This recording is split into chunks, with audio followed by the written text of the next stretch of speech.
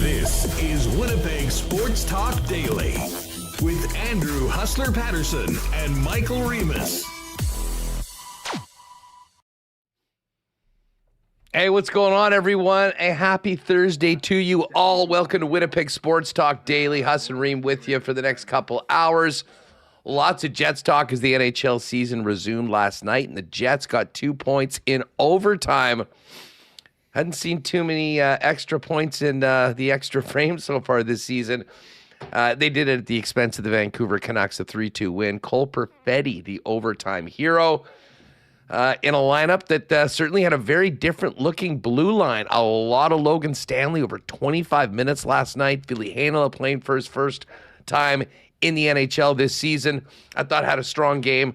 We'll get to all of that and then look ahead as the Jets continue their road trip tomorrow to Anaheim to take on the Ducks, who had quite a game last night. 4 in the third period to storm back and beat the Edmonton Oilers 6-5. I can tell you there is a lot of angst in oil country. Just finished up the lock shop with the boys on Edmonton Sports Talk, and you'll never guess what they're talking about. Goaltending, the ability to defend. There's the angst that we've had here in Winnipeg seems to be getting spread around the league as well. And obviously with where the Jets are in the standings right now, they actually did, like, if you still are holding on hope for playoffs, the scoreboard was very kind to the Jets last night. You saw the Seattle Kraken take it on the nose against the Dallas Stars. The Oilers lost to the Ducks. The Kings lost to the Golden Knights, and the Golden Knights were missing 5 Olympians in the game last night, and the Utah Mammoth lost at home to the Colorado Avalanche. So for those still holding out playoff hopes, that was a big night for the Winnipeg Jets. But as we've said, the hill is steep, it is long, and for them to even be legitimately in the conversation in the final couple weeks, really going to need to put a bunch of games together that result in 2 points like they were able to get last night in the extra frame. Coming up on the show today, Brandon Rewucki's going to jump on first, and then fresh back from his time in Italy, none other than the Ren Dog himself, Sean Reynolds of Sportsnet. We're also going to get ready for the Brier in hour number 2. Our guy, John Cullen on curling, is going to tee things up. Brad Gushue playing as a pro for the final time in the Brier, on the Rock, at home in Newfoundland. Some great storylines around the Brier. And then a little later on, with a huge slate of games in the NHL tonight, Jake Boland-Moss will join us from Coolbet, and we'll put together a little something for a big slate of games. I think 11 or 12 tonight in the National Hockey League. And get used to it, because this is the schedule moving forward. Your team's playing every second night, if not back-to-backs mixed in there as well. And there's a lot going on around the league. It was a bit of a slower night, only 8 games last night to get going in the National Hockey League. Big win by the Buffalo Sabres over New Jersey. The Maple Leafs lost to the Tampa Bay Lightning, who were without John Cooper, who, of course, is mourning the unfortunate passing of his father. And then I went through those other ones. I mean, for the West, the teams that are in the mix all lost in regulation, and the Jets did get 2. So we'll chop that up with Remo and Brandon. Rennie coming up as well, so lots of Jets talk before we pivot over to a little bit of Brier for the final segments of the program. Hey, just before we get into it, big thanks to all of our sponsors that make the show happen each and every day. Of course, our partners at Coolbet. And about time to get back to the rink, folks. Next week, Thursday night, March 5th, against the Tampa Bay Lightning is our next WST game of the month. Would love to have you join us up in Section 316. Your ticket includes a beverage of your choice as well. So get on over to winnipegjets.com/WST, grab your tickets, and join us next Thursday to see the top team in the Eastern Conference, John Cooper's Tampa Bay Lightning. Also want to thank Princess Auto, Clean Line Plumbing, Heating, and Electrical, Chud's Power Sports, Manitoba Battery, Aikens Lake Wilderness Lodge, the St. B Mega Millions Lottery, as well as Rolly's Transfers, St. Vital Dental Center as well, Boston Pizza, Royal Sports, Little Brown Jug, the HSC Foundation, and we will get to a why not question of the day for our friends over at Not Autocorp at Waverly and McGillivray. Let's get her going. Welcome to everybody in chat, and welcome to you, Michael Remis. What's going on? Yeah, just looking at the schedule, you mentioned very busy March. The Winnipeg Jets on a stretch here where they play 26 games in 51 days. You know, given the circumstances yesterday, coming off the Olympics, we were watching best on best, Canada, USA. You're watching two teams below the standings. I thought it was an entertaining game yesterday, Huss. A new look Jets, new look on defense. Logan Stanley leading the team in minutes. Not something that I don't think we would have predicted before the season. Elias Salamonson getting a look. Ville Heinola looking solid. The degree of difficulty on this one, not very high, but I think the results, they got what they wanted, a win, keeping those very slim playoff hopes alive and seeing some new guys in the lineup. That top line looking good, but Cole Perfetti has really come on since a slow start, getting the OT winner. So there was some things to like, but pretty low, again, low degree of difficulty. Let's see how it goes against a much faster Anaheim team on Friday. Yeah, I mean, listen, at this point of the season, the real intrigue is on next Friday and the trade deadline, which is going to be March 6th. We'll do our usual extended show, which actually I guess is going to double as, can you believe this? 5th anniversary of WST. Oh, man. Holy. March 8th, of course, 2021 was our first ever show. March 8th is a Sunday this year. So I guess the anniversary festivities will go from the Friday trade deadline show right through into Monday. But as far as the game went last night, we talked about it yesterday. What are we looking forward to see? Let's see Ville Heinola get some minutes and see what he can do. I thought he acquitted himself really well playing with Luke Schenn.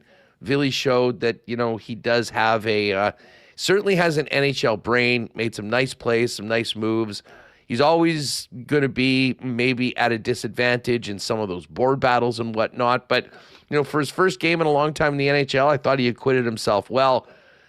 And I got to tell you, Logan Stanley looked awesome last night, Remo. Now, it started off in somewhat dubious fashion.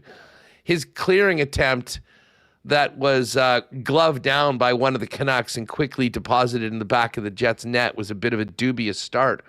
But after that moment, I thought he played with a lot of confidence, a lot of poise, knowing that he was going to get back out there one way or the other because of how depleted they were. And it's kind of amazing. We talked about getting him on a goal or a shot prop yesterday. It was incredible that he didn't end up on the scoreboard because he had, 9 shot attempts, 5 on net, was a big part of the Jet power play last night. And while it didn't end up on the score sheet, I thought he acquitted himself very, very well, albeit against the worst team in the league, with a much elevated position that he's normally used to playing in. Yeah, even Dan Robertson at one point in the broadcast was like, Logan Stanley's looking to score here, and you saw him jump up in the play repeatedly, getting that offensive zone time, working power play 1 from the top. There, they know he's got the bomb, which is a huge asset, and also when it's time for 3-on-3 OT, who's going out first with Connor and Scheifele? 64. Big Stan. You saw him get back for a loose puck there after a missed Mark Scheifele shot. So, again, this is Vancouver. They're not really trying to win. So, but hey, you can only play the guys in front of you, and the Jets did pretty well. It did have a bit of a look with a preseason game. I see people in chat wondering, look at this defense. You're missing Morrissey, you're missing Pionk, but that's the reality of the team right now. Niederreiter's out. And hey, they got to win. If I'm going to, stay up late for that one, I was entertained, and I want to see how they bounce back this new look lineup on Friday. And, Cole Perfetti, ton of chances in the first period and finally gets rewarded with the OT winner. Had to like what you saw there for last night. Yeah, and you know what? Perfetti in particular. I mean, some people will hold out hopes for playoffs. Some people are just thinking about a draft pick. There's a lot of individuals in this team that have a lot to prove. Now, some of them are on expiring contracts. We'll see whether they get opportunities at the deadline elsewhere. I mean, I still do think that we will see some players from the Moose or potentially players that are acquired at the deadline. Maybe they're in the American Hockey League and they get a chance up here. Like, I do think that the forward group is going to be shaken up a little bit, and we'll see what happens. If Luke Schenn moves on to another team, will there be more room? I think Elias Salmonson's going to be a steady regular.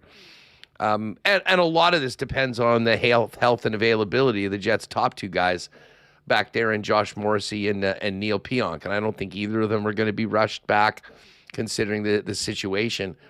But Perfetti in particular, Reem, knowing that, he's an RFA at the end of this year, and I think they really do need to come to a decision one way or the other about Cole Perfetti and his long-term future here in Winnipeg. And having not got a long-term deal done in their last negotiation, this was sort of a bet on himself. And to be honest, the bet looked like it was busting for the better part of the first half of the season. But when you look at that period heading into the Olympic break and the way Cole looked last night, 4 shots on net, had the overtime winner, he's sort of getting back to the best version of Perfetti that we've seen. And that's incredibly important right now for him and for the team to get some sort of clarity for him moving forward, because he's a name that at times we'd heard potentially available on the trade market right now, and sort of a unique chip, a younger player. Certainly the Jets would be looking for a younger player coming back, but I do believe the first choice of the organization would be to have Cole kind of earn that confidence of the commitment for a longer term deal and have him move forward as a big part of the Winnipeg Jets. And games like last night will certainly help him achieve that if that's his goal. Yeah, I see the Barflies in chat writing Perfetti could have had 3, and that would have been more goals, but he scored 1 yesterday. In the first 24 games of the year, he only had 2 goals and 7 points. Really slow start following that ankle injury, but he really came on in January, where he had 9 points in 16 games. Into February now, 3 points in 3 games. We'll be turning the clock to March on Sunday, and I'm really curious how he's going to build on what he's done so far. Further removed from that injury. He played with Adam Lowry too. He's recovering from hip surgery, and you have to wonder how much this extra month here off helped him. I thought Lowry looked stronger, better skating, and that line with Iafallo and Perfetti seemed to be clicking in a way that Iafallo was not for a while with Scheifele and Connor. So you put those 3 top line together, they need to get some secondary scoring. That was plaguing them, during that losing streak, during the first part of the year. Maybe they have something here. Cole, they were counting on Cole Perfetti to take a big step this year. With Nikolai Ehlers departing, it really didn't work out, unfortunately, for the first part. Maybe he can salvage something. And we were saying for a while, how much money did he cost himself on this next contract? He was hoping to get a long-term deal. Would they just sign another short term and just push it to next year? But maybe if he shows something here in March, they could come to a longer term agreement. So I'm very intrigued about his contract and what the projection for him and his role in the club moving forward, because it really wasn't looking good early, but maybe he's looking like a player now. Yeah, I mean, he's got a lot to play for right now. And obviously there's the team that, certainly inside that room would love nothing more than to go on a bit of a stretch and start and at least be playing meaningful games, as you get towards the second half of March and into April. And that'll be up to them whether they can win enough games to sort of at least be remotely in the picture. Listen, as I've mentioned right off the top, nights like last night, a few more of those would go a long way to do it. I mean, where they get 2 points and all the teams around them, or above them, I should say, not necessarily around them, end up losing. And if that's the case, I mean, Perfetti is going to be a big part of that. I see in the chat, peace, love, and hockey. That's a great name. We need more peace, love, and hockey in the chat lately. Great stuff. That pass from Lowry to Fetz for the game winner was incredible. Definitely a highlight reel moment to keep. Lowry in particular, when we're talking about Perfetti and the fact that he's playing with Lowry right now, I mean, we knew that Lowry was probably going to have a tough time getting back into the lineup and getting close up to, his top level after the offseason hip surgery. It certainly seemed like Lowry, like the break did him well. And the other guy that I think has just been phenomenal all year long, Remo, and we probably haven't talked enough about him just because of everything that's happening with the team and the team results not being there. But man, has Gabriel Vilardi had an awesome season. He is, listen, he's been effective and valuable when he's been off of the Scheifele-Connor line, but he adds something that is really not that available in the rest of the club where, he can win those battles. He's got great vision. He's a finisher as well. He's been so good for the Winnipeg Jets this year. And if you're looking for some bright spots in this season, Gabe Vilardi having the year that he has after signing that long-term extension, for me, would be right near the top of the list. Yeah, I thought you were going to say Eric Comrie, who almost gets overlooked with some of the big saves he made. He had a pretty strong game after the Jets went down early. But yeah, when you look back on this season, we could have a career year for Vilardi. 51 points so far, career high 61, 22 goals. He's never hit 30. He had 27 last year in 71 games. He's had 57 games. I'm going to knock on wood. He's a guy who's battled injuries throughout his career. He's been healthy all season. You have to think the break helped him, although he said yesterday to Dan and Kevin at intermission, he hated the break. He didn't like it at all. He likes being in the rhythm of playing every second day. It's good. That's what it's going to be here for the rest. So, it'd be nice to see Gabe Vilardi, who said on this show he wants people to look at his contract and say, hey, this is a value contract for the Winnipeg Jets. They're getting a bargain. Or was that I forget if that was a show or in the conference call. Either one. That's what he said about his contract, which you don't really hear from people. Again, he's having a great year, and there's certain things that I think, as you mentioned, will get overlooked because of the lack of success of the team. But credit to him. He's come here since the trade, and as you said, brought something that other players don't have. And you saw him go to the net on that goal. Mark Scheifele slides it in. He's very good in front of the net. Good on the power play. Has chemistry on that top line. So he's been a great addition to the Jets since the trade.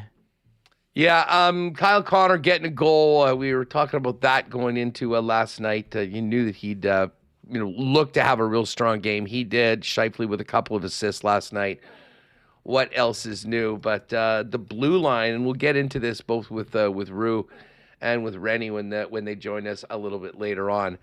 The one thing I'll say, Remo, if you want to look at positives from last night, and back to Logan Stanley with the way that he played. I mean, we kind of said, this is the ultimate showcase opportunity for a player like Stan that normally would be down the pecking order, but due to injuries had a chance to really sort of show what he can do. And I got to tell you, a few more games like that, and the asking price from the Winnipeg Jets, if they do end up moving on from Stan, who's got an expiring contract at the end of the year, I think the realistic chance of getting close to that asking price, which presumably would be quite high, goes up. I mean, that was a really nice night, and I'm sure Chevy, regardless of where he's sitting right now on what his plan is, saw an asset that was definitely featured last night, and I think probably caught the eye of some others around the league. Yeah, and it's his trade season, the NHL trade deadline next Friday, March 6th. We have trade boards coming out. Logan Stanley was on Chris Johnston's list at The Athletic in the 20s. I saw David Pagnotta of the fourth period. He's got Stan at number 18 on his list. And he says, or this is what it says here, that there have not been meaningful talks between the Jets and his camp in contract. And, I think for the Jets, if they're not going to sign him, yeah, you absolutely have to trade him. How is he going to fit in their long-term future? What, as a third pair D on the left side, they already have left side defenseman in Sandberg and Morrissey. And so how much is that really going to be worth? So I think that's a question for them. And his ability to help a contender, looking for size, looking for someone who can provide offense, someone who has a big shot. It was a nice game yesterday for Stan. So I don't know if Chevy is clipping the highlights and sending them to the GM email chain across the league, but maybe just circle. I think GMs look at time on ice a lot. They circle that time on ice. That's a team high yesterday. Played 3-on-3. Could be effective player. I'm very curious what the return will be. I'd like to see a first round pick. Can they get that? I'm not sure. I think a second would be very nice. Yeah, I don't know. Listen, at a certain point, if you know you're losing the player, you have to get the best deal possible. I do think that because of his age, I think there might be a premium on it, because I think the team that acquires him, if things go well, might be able to sign him before he gets to UFA status. So, listen, the Stan conversation for us has been the gift that keeps on giving this year, and we will certainly at least have another full week of that, especially after games like that. Yeah. Let's hear what the coach had to say. Scott Arniel back in front of the microphone after a Jet win. Started off praising Cole Perfetti on the winner. Yeah, that first period, he had some unreal looks and some great opportunities. So it's nice to see him get rewarded at the end of the game and get that winner. But that line was good. They had a lot of really good looks, and obviously our top line was really strong, and to get the secondary scoring like that certainly helps. So you have to describe that pass Mark made on the first goal too. Yeah, those same side plays. You usually get the goalie, probably looking over his shoulder, thinking it's going the other way, but just a great play. That's just that chemistry that those two, have had over the years, and that was a nice way to kind of bounce back after we gave up that first one. All right, so there's Scott Arniel on the win. We were just talking about Logan Stanley. Over 25 minutes leading the team. Very impactful, though not getting on the score sheet. Here's the head coach's thoughts on the guy that slid into Josh Morrissey's role out beside Dylan DeMello last night and quarterbacked the power play with the most minutes at night. Here's Arnie on Stan. No, he did. Obviously we asked him to step up there with Josh being gone, especially on the left side, and with that power play, which really looked good. It was real dangerous looking. They were stuck out there, not stuck. We were out, for spent a minute and 30. So that kind of drives up those ice time for him there. But I thought he did a good job, and I thought already, there was at times there was a lot of pressure coming from Vancouver, and I thought we did a pretty good job of playing fast and getting out of our end quickly. And that's what's going to have to happen. Guys have to step up, take advantage of the ice time or the situations that have been thrown at them, and help us have success. All right, now one more from Arnie, and then we're going to bring in Brandon Rewucki for a little bit more on all of this. They actually won in overtime. Those had been few and far in between. Here's Arnie on getting the win at 3-on-3. I know, as we all know, just some recent history, 3-on-3 can be dangerous both ways. You can give up looks, but usually what happens is, you give up a 2-on-1 one way and it turns, and if your goalie makes a save, you go back the other way. Exactly what happened. Com's made a great stop, and we get to go the other way. So, it's tough because it's a lot of ice, and there's a lot of skilled players out there, and you're trying to be on the right side of people. So you just got to bury those chances when you get them.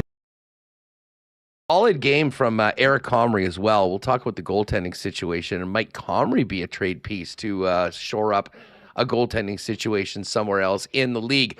Hey, just before we bring in Brandon, gang, you have exactly a week to get your tickets for the St. B Mega Million Choices Lottery to count yourself in for over $280,000 worth of early bird prizes. Get over to stbmegamillionchoices.ca and grab your tickets before midnight next Thursday, March 5th, and you'll have the chance for one of two early bird prizes of $100,000 cash tax free, or a Chevy Silverado EV Trail Boss, or a Ford F-150 Lightning Platinum, both in excess of $115,000. There'll also be 25 winners of an Apple iPhone 17 or Samsung Galaxy S25 Plus, or $1,000.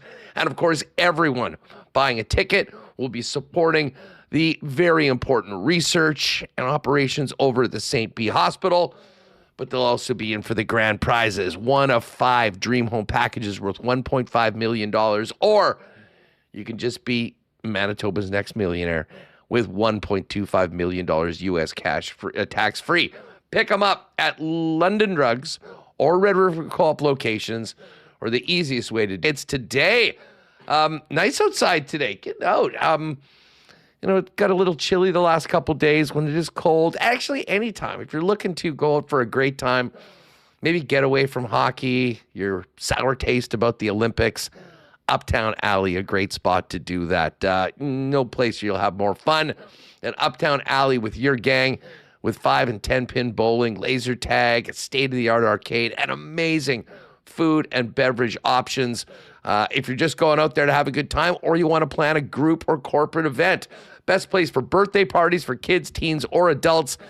And of course, if you want to do an event there, you basically just let them know your numbers, what activities you want to do, what you want to eat, any add-ons, and the friendly staff at Uptown will take care of all the rest. Find out more on booking your next event at Uptown Alley at 488-0000, or check them out online at uptownalley.ca.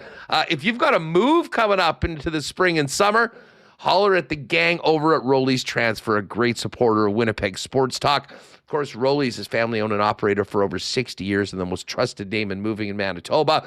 If you check out their website at rowleys.com, top right corner, you'll click on Request an Estimate. Use that promo code WST for a special discount on moving services and moving supplies, and then let them know when and where you're moving and what needs to go, and their friendly staff will turn it around quickly with a great quote and get you locked in for the white glove treatment and service that they've been famous for now into their 7th decade. Rowley's Transfer, the most trusted name in the moving game. Find out more today and plan ahead at rowleys.com. And just before we bring in Brandon, got to shout out Dr. Terry and the great people over at St. Vital Dental Center. It's not the most glamorous thing or the thing you're looking most forward to, but I can tell you it's always nice seeing the great people at St. Vital Dental Center. And they've been taking care of generations of Winnipeggers and Manitobans for all their dental needs, handling clients from 6 months to 99 plus with the full array of dental services, from cleanings and checkups to surgeries like dental implants. They do it all. Check them out online at stviteldental.ca. You can make an appointment online to pop by and see Dr. Terry and his great staff. New spot, 167 St. Anne's Road, convenient free parking right behind the building. Big thanks for the support from the St. Vital Dental Center. All right, Brandon Rewucki, the host of Skates and Plates, joins us now. Rew, how are you doing? How is your mental state today as opposed to maybe 72 hours ago? I would say slightly less deranged, but not completely absolved of all the. Yeah, I mean, it was just devastating. Like telling a few people that I talked to, it's either the most or the second worst loss that I've ever experienced in my life, like sports wise. So I don't know. I'm not gonna get over it. It's just too tough. Those empty nets in the third, man. That's like, I mean, I can't even imagine Taves and McKinnon, trying to get that out of their head, because that's all I still think about. Where it's just I tweeted narratives change, and like just how everything would be completely different if either one of those, 99% chances found its way into the back of the net. It's pretty crazy. I joke that, it's going to be months, maybe years before those guys can sleep through the night. I mean, listen, the McKinnon, I was listening to Jeremy Roenick talk about it yesterday, and he goes, McKinnon hits that 10 out of 10 times, 6 days a week, and 9 out of 10 on the 7th day, and that just happened to be it. Stunning. And as far as the Taves open net, obviously Connor Hellebuck was the star of the show, and he legitimately straight up stole a gold medal from Canada. But that save is going to go down as one of the more iconic saves ever in hockey. When you think about the stakes, the venue, the time of it, and what Canada was doing, because that's the thing that's the heart. Like, if this is a really even game, I think it would be far, far easier to live with. But, I mean, they dog-walked them for the last 40 minutes of the game and just could not put one past Helly. And, listen, we've seen him be brilliant before, but that was a level that not too many players, regardless of position, ever get to.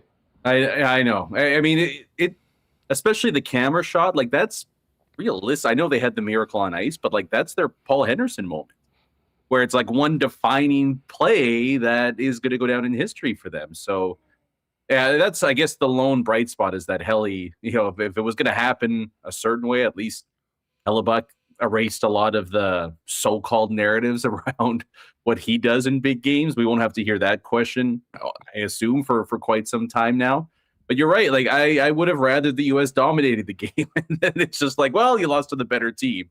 But it wasn't that way. And I still get a kick out of people. It just seems to be a lack of acceptance to the fact that sometimes the better team loses. Like, people just can't grasp that. But, like, that's how it works in a lot of sports, specifically hockey, though. And I still love the narrative that, Bill Guerin was right in the way he built this team. And it's like, I just like to imagine that Guerin's watching the game going, perfect. They're completely destroying us. And Hellebuck is stopping everything. The plan's all coming together. Yeah.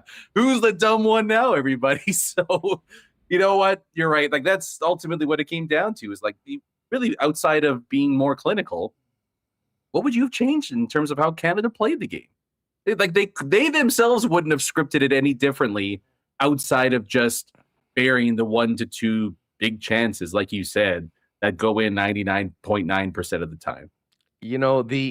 Just before we kind of get to the Jets, it didn't start well. And I mean, listen, credit where credit is due. I mean, the play by Matt Boldy to just simply go right in between the number one defense pair on Canada of Cale Makar and Devon Toews and put that first one past Binnington was not the start Canada wanted. And, I do wonder if the stress of those incredibly close games against the Czechs, against the Finns, maybe took its toll on Canada.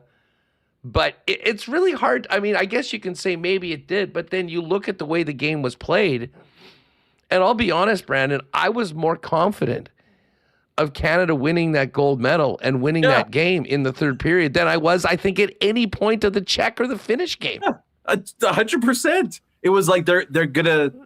I mean, look, especially looking back now, it was like if there could have just been like 5 more minutes in the third, it felt inevitable, even with Hellebuck playing unconscious. Like, they were pushing and pushing, and you could even at the start of the third, the Americans were just icing the puck. Like, they weren't even attempting really to try to generate anything. It's just like they, with 20 minutes to go, were like, let's get this to OT and we'll take our chances at that point. So, yeah, you hear so much reservations about they should have taken this guy, they should have left this guy off the team. But again, like, they had, what was it, 6 expected goals? Yeah. This wasn't like the World Junior team last year, where you're watching it and you're like, okay, there's something fundamentally wrong here. You know what I mean? This was just a case of the guys played their asses off. They played their best game of the tournament at the most important time. Unfortunately, hockey works like that, where what's the saying? It should be called goalie, not hockey.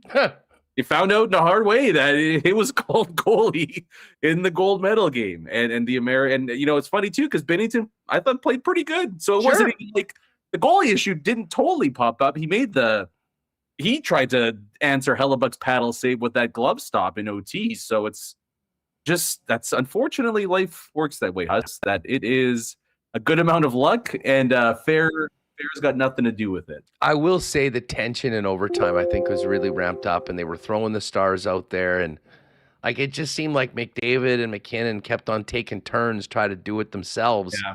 Yeah. And I think both of those guys wanted to be the hero. They felt that they would be able to do it. They do it all the time in, National Hockey League games. And, unfortunately, they had a guy in the other end that just simply refused to let one by him. And then we got to chew on it for the next 4 years. Coming out of it, though, back to work last night for the Jets. I sure was happy to have NHL hockey and hopefully get back to some semblance of normalcy. And with the trade deadline looming in not even the background, more the foreground right now, how about the Stan show on display last night with over 25 minutes a night? I tell you what, we joke, but that was a performance that certainly did not do anything to harm his trade value, despite what happened right off the top of the game with that kind of pass getting gloved down and ending up in the back of the net. By all accounts, he acquitted himself really, really well with that opportunity. Yeah, we'll just ignore that play. That sequence won't make it to the reel that gets. We started the tape 2 minutes in. Yeah, exactly. Yeah, I'm sure Chevy on the GM email thread accidentally posted some of the highlights from that game. Like, oh, sorry guys, wrong email. But whatever you think, how is it not beyond entertaining to watch this right now? You know what I mean? Like, regardless of trade him, sign him, you've loved him while he was here, you wish he was better, all that stuff.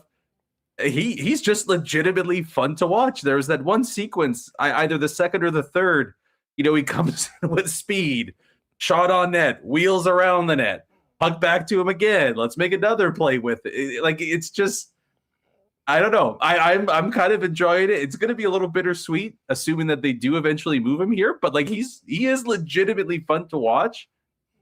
He's going to fetch a pretty penny for this team. Like, he just depends on some of the guys with term, the Uyghurs, maybe the Ristolainens, Justin Falk. Like, if those guys do get moved, obviously there's less to go around for the other teams. But if they don't all get moved, and Stanley's one of the few pieces left, like, I don't know, there's going to be a team that just looks from a surface level and says, 6'7", skating all over the place, trying to impact the game, and is noticeable, and they're gonna pay a decent amount for him. There's no doubt. I'm with you. The one thing that and they've never really used it on the power play, and I get it. They've got players, but my God, that shot of his. There's no one on this team that is able to launch bombs like that, and that can be really helpful when it comes to trying to generate things on the power play. And they had a ton of chances last night. It was sort of crazy that he didn't end up getting on the scoreboard. But I'm with you, Brandon. And the one thing, and this goes back to a conversation we had with Pagnotta a few weeks ago. You mentioned guys like Uyghur and those other ones. Like, let's not forget about how much those guys are making. The fact that Stan's $1 million player, he is so easy. Like, the best teams right up against the cap, can get Logan Stanley and move him in. And I think that is going to potentially be as valuable as anything else in the equation when we get to next Friday, assuming that he's moved. It's a good point, because realistically, $1 million salary at the deadline is $0. Like, yeah. Think of what teams are paying to get cap space. We need to get this guy off the books. Here's a second-round pick. When you can build that into a package where teams do not need to get rid of a player, it would be a perfect depth piece for a good team. And then there's a lot of mid or rebuilding teams, I think, that look at a player like that and go, you know what? He's 27 years old. This is a guy that we're not necessarily trading for the remainder of the season, but we'd love to get him in the building, see how he fits in, and maybe not let him get to July 1st and have him in with us for the next few years. Yeah, exactly. Yeah, like if we're thinking of signing him in free agency already, and we're thinking of picking up a pick to get him now, let's just kill two birds with one stone, sort of. So it's it's not just the playoff teams. I agree with that. I mean, I would comfortably say at this point that the floor for a Stanley trade is a second round pick. I feel pretty good about that. So now it's going to be, how does Kevin Cheveldayoff drum up a market that is strong enough to push that ideally into a first round pick? I don't know. I do think a lot of it does depend on some of the guys with turn, like I said, where if they get moved, you're going to run out of dance partners at some point. I'm personally a proponent of, if there is a depth piece up front, this team is dangling, and you're kind of hemming and hawing, the team only wants to give up a second round pick. For example, say it's Stanley and Nemesnikov, to bump that up to a first round pick. That's the kind of thing that I think I would be looking to do, just because obviously the value of jumping up 20, 30 spots at that point of the draft is, I think, pretty significant. So I don't know how possible that is. It obviously depends on the team wanting both Stanley and the forward. But we've seen Chevy get pretty creative in the past to get really big returns. I think of the Andrew Copp trade. Maybe there's a conditional aspect thrown onto that second round pick that can bump it up to a first in the same way. So that's first if Stan wins the Conn Smythe. Exactly. Well, and they're like, no, we're not throwing that in. We want something less attainable than that.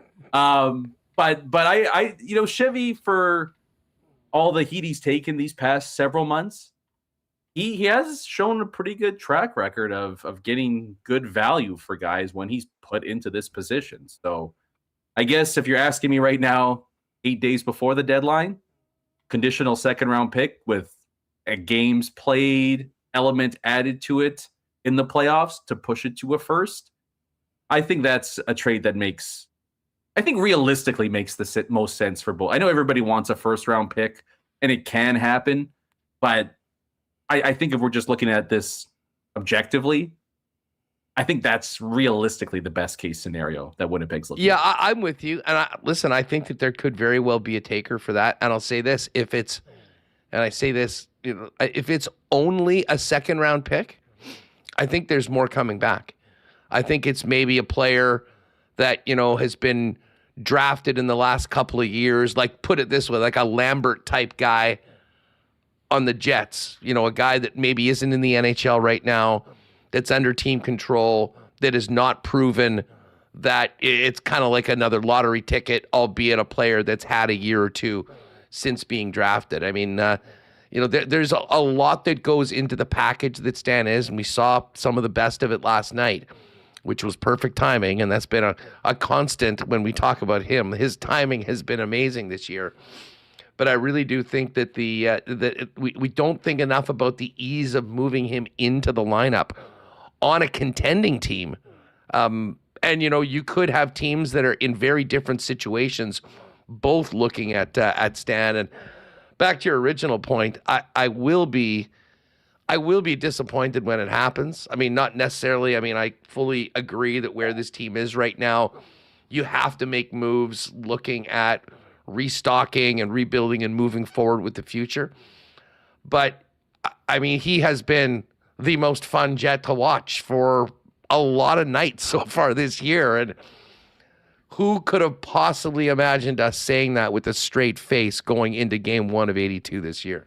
Yeah, it kind of underlines why they are where they are in the standings too, because with all due respect, you don't want that to be the case.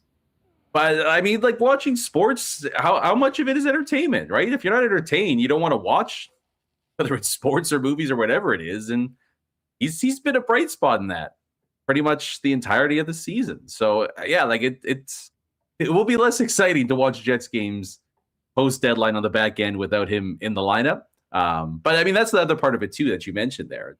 When I say second round pick or whatever it is, it's like also important to remember maybe second round pick equivalent in terms of value, where maybe, and this is where pro and amateur scouting makes their bucks in a big way. Maybe there's a guy on a team, like you mentioned there, their version of a Lambert, their version of a Barlow or a Heinola, where we really like there's something here, and there's an opportunity for the Jets to potentially take advantage of that. And I mean, what is also the best part of that? You don't have to worry about a no trade clause. So grab as many of those guys as you can because they don't have a say in where they're going. So yeah, there's so many moving parts. But I guess the most important thing right now is Stanley playing 25 minutes, regardless of the opponent, is only going to be a beneficial thing for the Jets over the next 7 days. Yeah, of course, the team in Anaheim tomorrow. Ducks had that big comeback win against the Oilers. Just stepping away from the Jets for a minute. Spent a lot of time kind of staring down the futures over at CoolBet and looking at the playoff picture right now. I got to tell you, dude, like we've got our next WST game on Thursday, a week today, I guess, against the Tampa Bay Lightning. Which, by the way, if you want to join us, get your tickets, winnipegjets.com/WST. Should be a fun Thursday night. The Lightning and the Hurricanes, no one's surprised that are there. The Canes obviously have this hill to jump over, and that, of course, is the third round, to make it to the Cup final. They seem to win the division every year. But if I told you at the start of the year that coming out of the Olympic break on, February 26th, we'd be going into action, and the teams in the playoffs right now would be the Habs and Sabres in 2 and 3 in the Atlantic, Pittsburgh and the Islanders at 2 and 3 in the Metropolitan, and Detroit and Boston in the wild cards, you would probably look at me funny. Like, I can't remember, maybe in my life, a conference that is so seemingly wide open outside of one pretty significant favorite and one other team that no one surprised is there. It is. I would say it's the most bizarre conference we've seen in a decade, at least. For sure. You'd have to go a long way back. Yeah, and everybody would have looked at you stupidly. You're like, of course, Penn's Islanders. I mean, people have been betting on the Sabres to break the drought for a long time, but like, they're actually going to do it now. I mean, Boston to me also, I at least Detroit has been knocking on the door. Boston looked like, okay, they're just full-fledged rebuild. Away we go. It's finally time to pay your dues after the Bergeron and Chara era came to an end. And then they've done what they always do, is come back from the dead. So I don't really know. I don't have a good answer on how it's going to play out. I mean, Washington is still kind of in the mix too. I mean, the big shocker is arguably the best playoff team out of the bunch is currently dead last in the Atlantic, and that's Florida. With their guys are either injured or drunk or dealing like it's just a weird team they've got over there right now. But if they get in, nobody wants any part of them. So I pretty much all season I have no idea how it's going to play out east. Just literally, like, absolutely no idea. And it's one of those rare years where I know everybody says once you get in, you have a chance. I don't think anybody really believes that. You do believe that in the East, where it's like, if we get in, outside Tampa would be the one exception to that. But you look at the rest of the teams, which are all good to varying levels, you'd be like, oh, we got a chance. Like, we actually got a chance this year. So I mean, the Sabres and Pittsburgh could have home ice in the first round. Yeah. And Pittsburgh's starting goalie would be the ostracized Edmonton Oiler guy. But like, nothing makes sense anymore. See Tristan Jarry last night? Sorry, what's that? You see Jarry last night? I know where that's going. Yanked in the third period after the fifth goal. I mean, they got issues. I do wonder whether Edmonton would just say, screw it. Here's our Doug Armstrong. Here's our 2027 first round pick. Jarry and you give us Binnington for the rest of this year and next year. Because I think something's got to give. Although I had this conversation on EST earlier today. Like, click on the Oilers and look at their goaltending performances so far this year. There's 4 different goalies that have played. They're all in the 800s and not really sniffing 9. Like, there might be more to it than just the goalies. And I think we saw that big time last night. Over in the West, I mean, listen, it's the three beasts in the Central. The Pacific is absolutely mid. Although interesting that the Knights were able to beat the Kings last night with half of the Henderson team in the lineup with all the Olympians sitting out. What are your thoughts on the Avalanche right now? They've been the class of the league all year long. They seem to sort of go into cruise control for about the last dozen games going into the Olympics. But I'm uniquely intrigued about what that team looks like moving forward after McKinnon and Taves, and to a lesser extent Makar, were all central figures in a loss that, is going to sit with those guys for a long, long time. Yeah, it's not great odds, but I'd be looking into the futures of a Avalanche Cup final appearance because I actually think their slump is a good thing for them, just based off when they had that historic start. Every team with a historic regular season goes out in round one for some, it's this weird curse. So I think that actually helps so that they don't have to deal with that aspect. And on top of it, the Sam Girard trade, where we all know why they did that. Like there's another shoe to drop, and it's going to be a pretty big one sometime soon. I think we're going to get an awesome Kadri reunion in Colorado, and they would not have a weakness at that point. So, I still think they're the team to beat. And I think it's going to be a situation where they, especially those three big dogs that you mentioned, take the Olympic loss, and that's just fuel. It's just like right onto the fire. And that's ultimately what fuels them. I mean, it does tough because the West is so good, but it does seem like there is a good possibility we see a cup rematch between Colorado and Tampa Bay. But even with Tampa Bay being in the topsy-turvy East, I think I feel the most strongly about Colorado coming out of the West this year, watching Dallas and Minnesota beat the hell out of each other for 6 or 7 games and then strolling through that second round matchup. They'll make do with who's ever out of the Pacific and then off to the Cup final once again. Well, we'll have lots of time to talk about this after the deadline, but that'll be the focus for the next week. Speaking of the Olympics, the Ren Dog is coming up right away. Brandon, have a great one, pal. We'll talk to you next week. Enjoy the big slate tonight in the league. Sounds good. Have a good one. We'll talk soon. All right. Check out Skates and Plates wherever you get your favorite podcast content. Yes, Rennie back in the peg and back on WST coming up in just a moment. I do want to thank our friends at Princess Auto for their wonderful support of WST. Won't be too long before we're back at Princess Auto Stadium cheering on the Bombers. In the meantime, Princess Auto serving Canadians coast to coast with the best deals on the most unique assortment of tools and equipment around. Everything you need to complete the projects on your list or start something new waiting for you at Princess Auto. So pop by and see them, Panet Road, Portage Avenue West, out in Brandon, or you can shop online 24/7, 365 over at princessauto.com.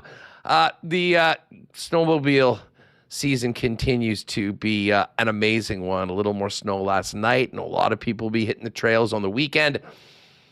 Our pals at Chud's Power Sports are dominating the snowmobile season. And right now, they have just started the Polaris 2027 Snow Check program up at Chud's in Gimli at the corner of Highway 8 and 231. It's for pre-ordering the new snowmobile models for next year. If you pre-order, you get the best deal of the year on the new models, plus an extra 2-year warranty for a total of 3 years.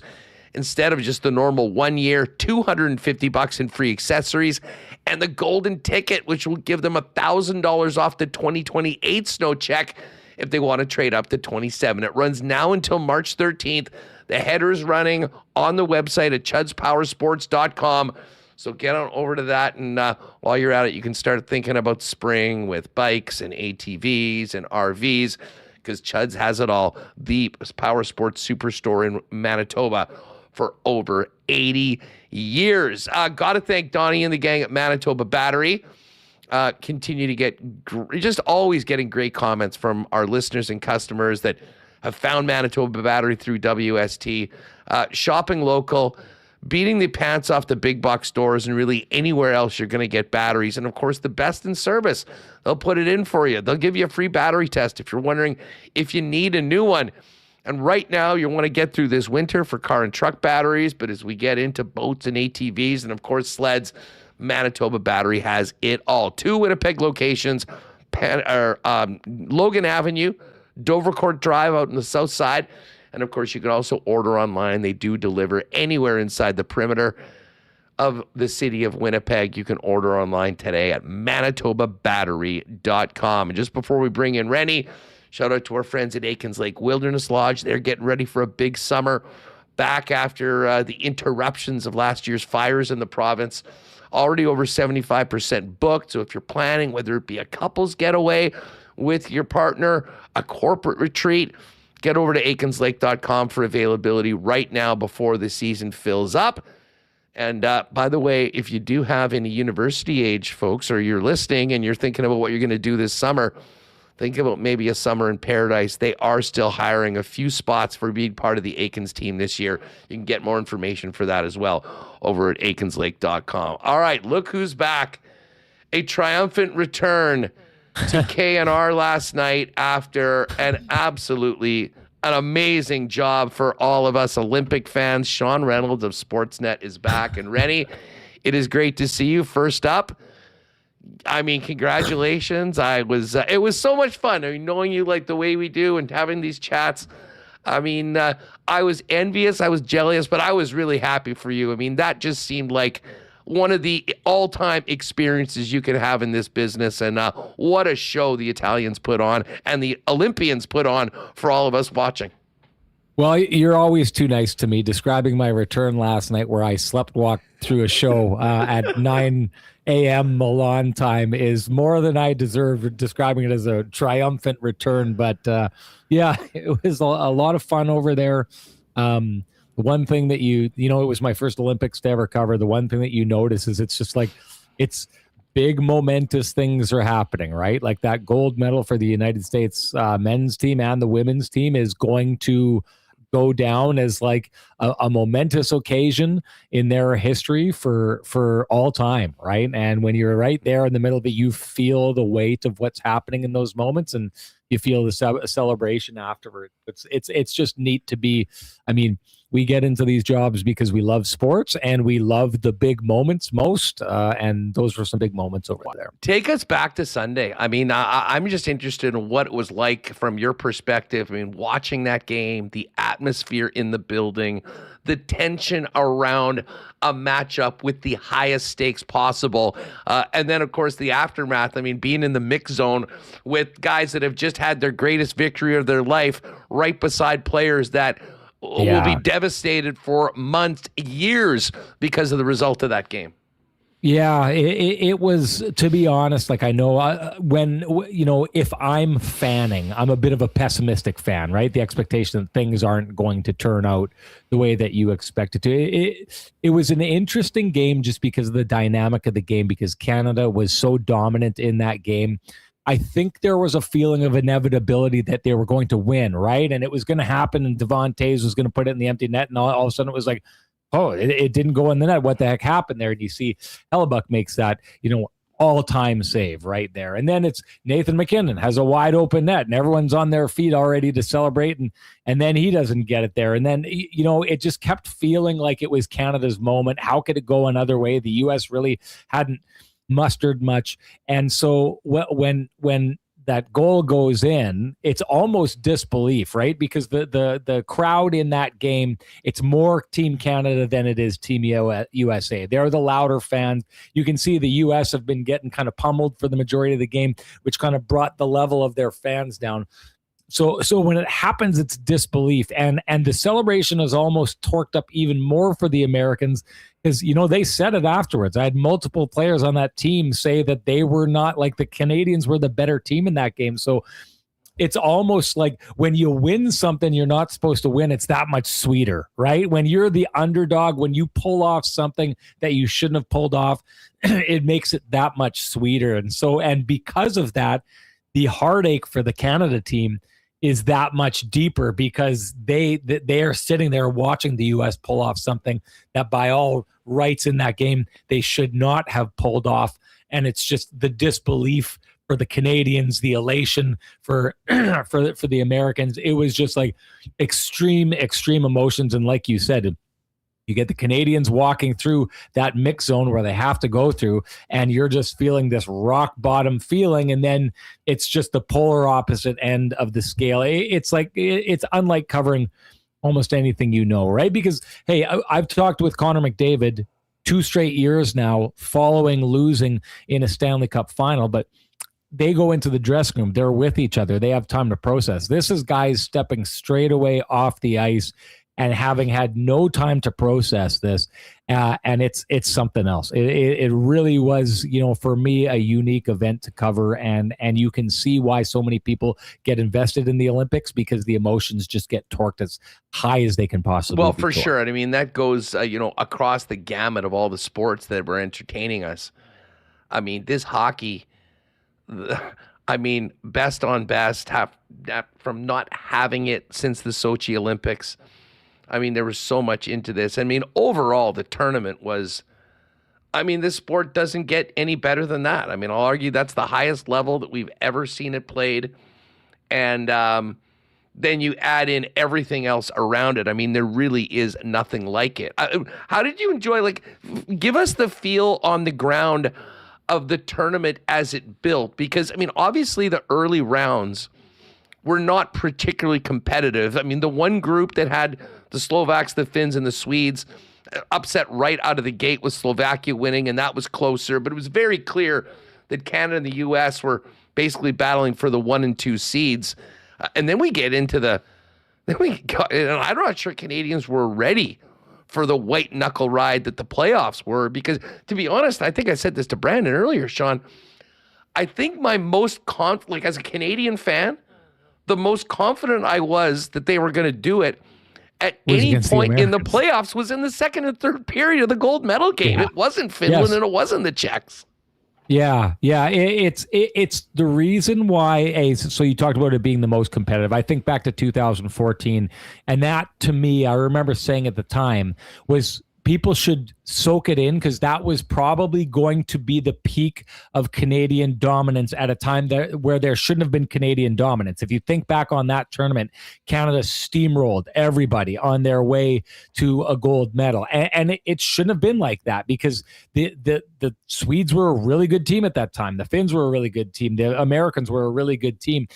What I take away from this tournament, and it's one of the reasons why you think, if you're Canada, it's that much more gutting that you didn't get it done at this tournament, is the world has caught up in a strange way. And why I say that is exactly what we saw in the quarterfinals, and it's exactly what we saw in the semifinals, the quarterfinals for the Americans as well, is that when you get these other countries involved in this here, and you could see the Czechs had barely made it past, I think it was the Swiss that they had to get past to get into the quarterfinal.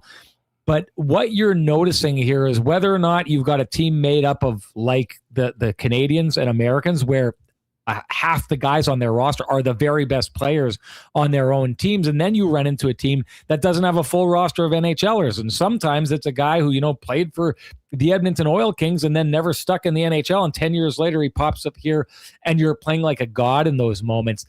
The way that hockey has got to with the coaching, and Todd Woodcroft, a former assistant coach with the Winnipeg Jets, was one of the architects of what we saw from the Slovaks, right?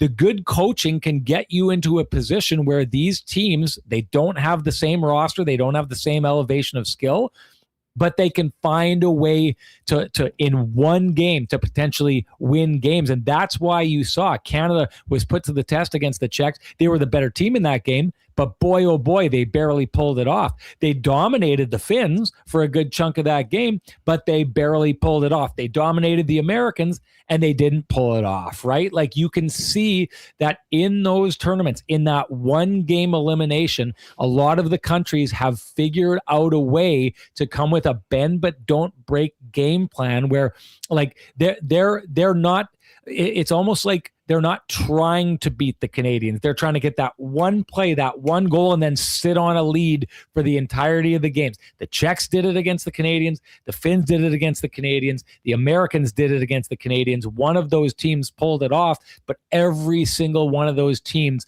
put a Canadian team to the test that had one of the greatest all-time rosters that we've ever seen before. We can't move on from the gold medal game without talking about our guy, Connor Hellebuyck. I mean, I'm sure you had plenty of conversations with other media about the matchups, and there had been fairly or unfairly a tag that, oh, listen, the guy's unbelievable for 82 games, but when things really get real, he hasn't been his best, and then he has the game of a lifetime to make him an icon. Just thoughts on, I mean, Helly literally stealing that gold medal and what this does for him moving forward as a Jet. Yeah, I don't know that it, like, I was talking about it on the show last night. Everyone's reading into what happens in this tournament and how it changes everything for everyone. And I saw the think pieces about Auston Matthews and how this changes everything for Auston Matthews. He's a winner now, right? And it's like, and now Connor McDavid can't get it done in the big game and all that kind of stuff. And the fact of the matter is, if you take a look at those two players in that game, Connor McDavid, I know he didn't end up on the score sheet, but he's probably the more productive of those two players, but one was on the winning team, one was on the losing team, and everyone's drawing. So the Americans win that game, and now suddenly Auston Matthews has proved he's a winner. Whereas if Nathan MacKinnon scores into that yawning wide open cage, all the same think pieces are telling you that Auston Matthews can't get it done, and Connor McDavid finally breaks through. It's all. Sorry, but it's BS. It's all BS. I agree with you wholeheartedly. I mean, it is a team game. The only reason I kind of have Hellebuyck in a very different category in this is that he was the guy that stole it. I mean, and we often think about how weird it is, like thinking back to Game 7 between the Jets and the Blues. Adam Lowry is the overtime hero, scored the double overtime winner in Game 7. Nobody thinks about that when they think about that game. They think about Cole Perfetti and the 1.6 seconds and the crazy nature of that comeback. Right. Jack Hughes scores the golden goal, the most famous goal in U.S. hockey history. And listen, people are talking about Jack Hughes, and he's going to be a legend forever south of the border because of that. But even now, Hellebuyck is the one that is getting the credit, deservedly so, for it. And for a guy that had heard, and he said it himself afterwards, he'd heard all the criticism. Like, I just do wonder, like, I'm not sure that makes him a better player, but I think he just probably has to deal with a lot less. And there really, I mean, he said it beforehand, there's one thing that he wants to do. There literally is one thing that he hasn't done, and that's win 4 rounds in the Stanley Cup playoffs, because he almost single-handedly won that gold medal for his country. And he did. And the one thing he has left to do is really hard to do, right? It's they say it over and over again. The Stanley Cup is the hardest trophy to win. You got to go through 4 7-game series. It's a grind, all those different kind of things. This was the perfect opportunity for Hellebuyck, because what do we know about Connor Hellebuyck from being people who have covered him, or being, your listeners and your viewers who watch him? He can steal a game. He's done it dozens of times in Winnipeg. He can steal a game. Now, we can say this or say that, but to me, this doesn't change the fact that Connor Hellebuyck has not proven himself to be a playoff performer. That is a fact. You go and you take a look at the history of this player. He hasn't proven himself to do that. He has now proven himself to be in a one-game winner-take-all, one of the highest pressure games in the history of the sport. He shows up and he steals that game, right? This was a perfect opportunity for a player like Connor Hellebuyck, because with one game that he can show up and he can steal, he can shatter an image of himself and a storyline about himself that has been built up and earned over 8 years, of a player that really has not been there when the Jets have needed him most in the playoffs. Comes out and he gets one game to do it, and he makes the most of that one game. Now, do I think this changes him going forward? Has he transcended? Has he turned over something entirely? I mean, I'll believe it when I see it. And the fact of the matter is, where the Jets are this year, you're probably not going to get a shot of seeing him get that opportunity because they're likely to miss the playoffs. And so this is something we can't start talking about until wait 14 months, 2027. You know what I mean? And that's if the Winnipeg Jets can figure things out and tweak their roster and get back to where they were. So, and is there still a residual there, or has something clicked in Connor Hellebuck's head? And now all of a sudden, the pressure of that moment doesn't feel like pressure anymore. So the answer that I had in the beginning about the Austin Matthews thing and the McDavid thing is, I don't necessarily buy that this one game and this one event is anything more than one game where some players found themselves for that one game and maybe the timing was good. Hey, we're probably not saying that much about Connor Hellebuck if Nathan MacKinnon puts the puck into a wide open net. We're saying he had a great game, but Canada won, and Canada rose to the occasion, and Nathan MacKinnon showed he was a winner, and Connor McDavid shed that label, and Austin Matthews hasn't shed that label. To me, it's all a little bit ridiculous. It's all a little bit up to chance, all those different kind of things. So I don't think that there's all these players who exit this game and they've changed, they've transformed, they're different people. They're all the same guys. I think most of the things that we've seen from them at the NHL level is going to continue. Yeah, no, you're right. I mean, I think that the only thing that really changes is the narratives of people talking about it, and and certainly outside of the market where he's felt. And listen, they'll be getting a lot of beers bought them for the rest of their lives after that one. Oh my goodness, for sure. Yeah. So now we move on to the resumption of the season, and you guys talked about it last night. Obviously, Ken and Connor were there in Vancouver for the game. Like everything we talk about right now has to be in context that the trade deadline is next week, and. Listen, Stanley's been a great story. He's been fun to watch this year. He's been fun to talk about. It certainly gets people going in the chat every day. But, I mean, a little bit of a silver lining with this Morrissey injury and Neil Pionk being out, that there's never been a better opportunity to showcase a player that is clearly part of trade conversations. And obviously it didn't start great with that pass that got picked off by the guy's glove and ended up in the back of the net. But for the remainder of the game, for him to play over 25 minutes, have the shots on goal that he did, to carry the play the way he did.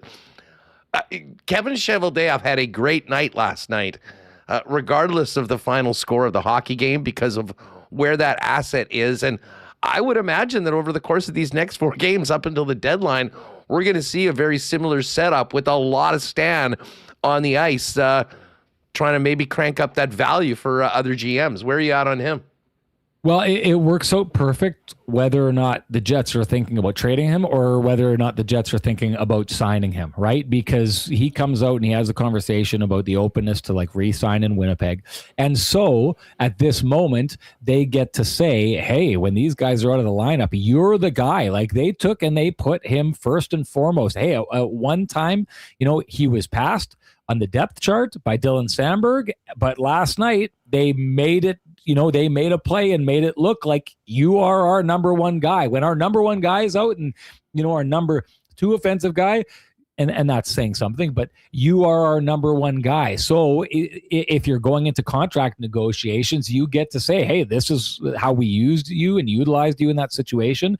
This is how we see you. But you also get to put him out there and say to any teams that are interested, hey, this guy's shown a little bit of promise, and given the opportunity, this is what he can do if you decide to hold him a little higher in the lineup than we've had him in the past. So you are right with those players out in this situation. It creates a perfect scenario for Kevin Cheveldayoff to do one of 2 things: re-sign the player or move the player. I personally have thought that he's going to get moved.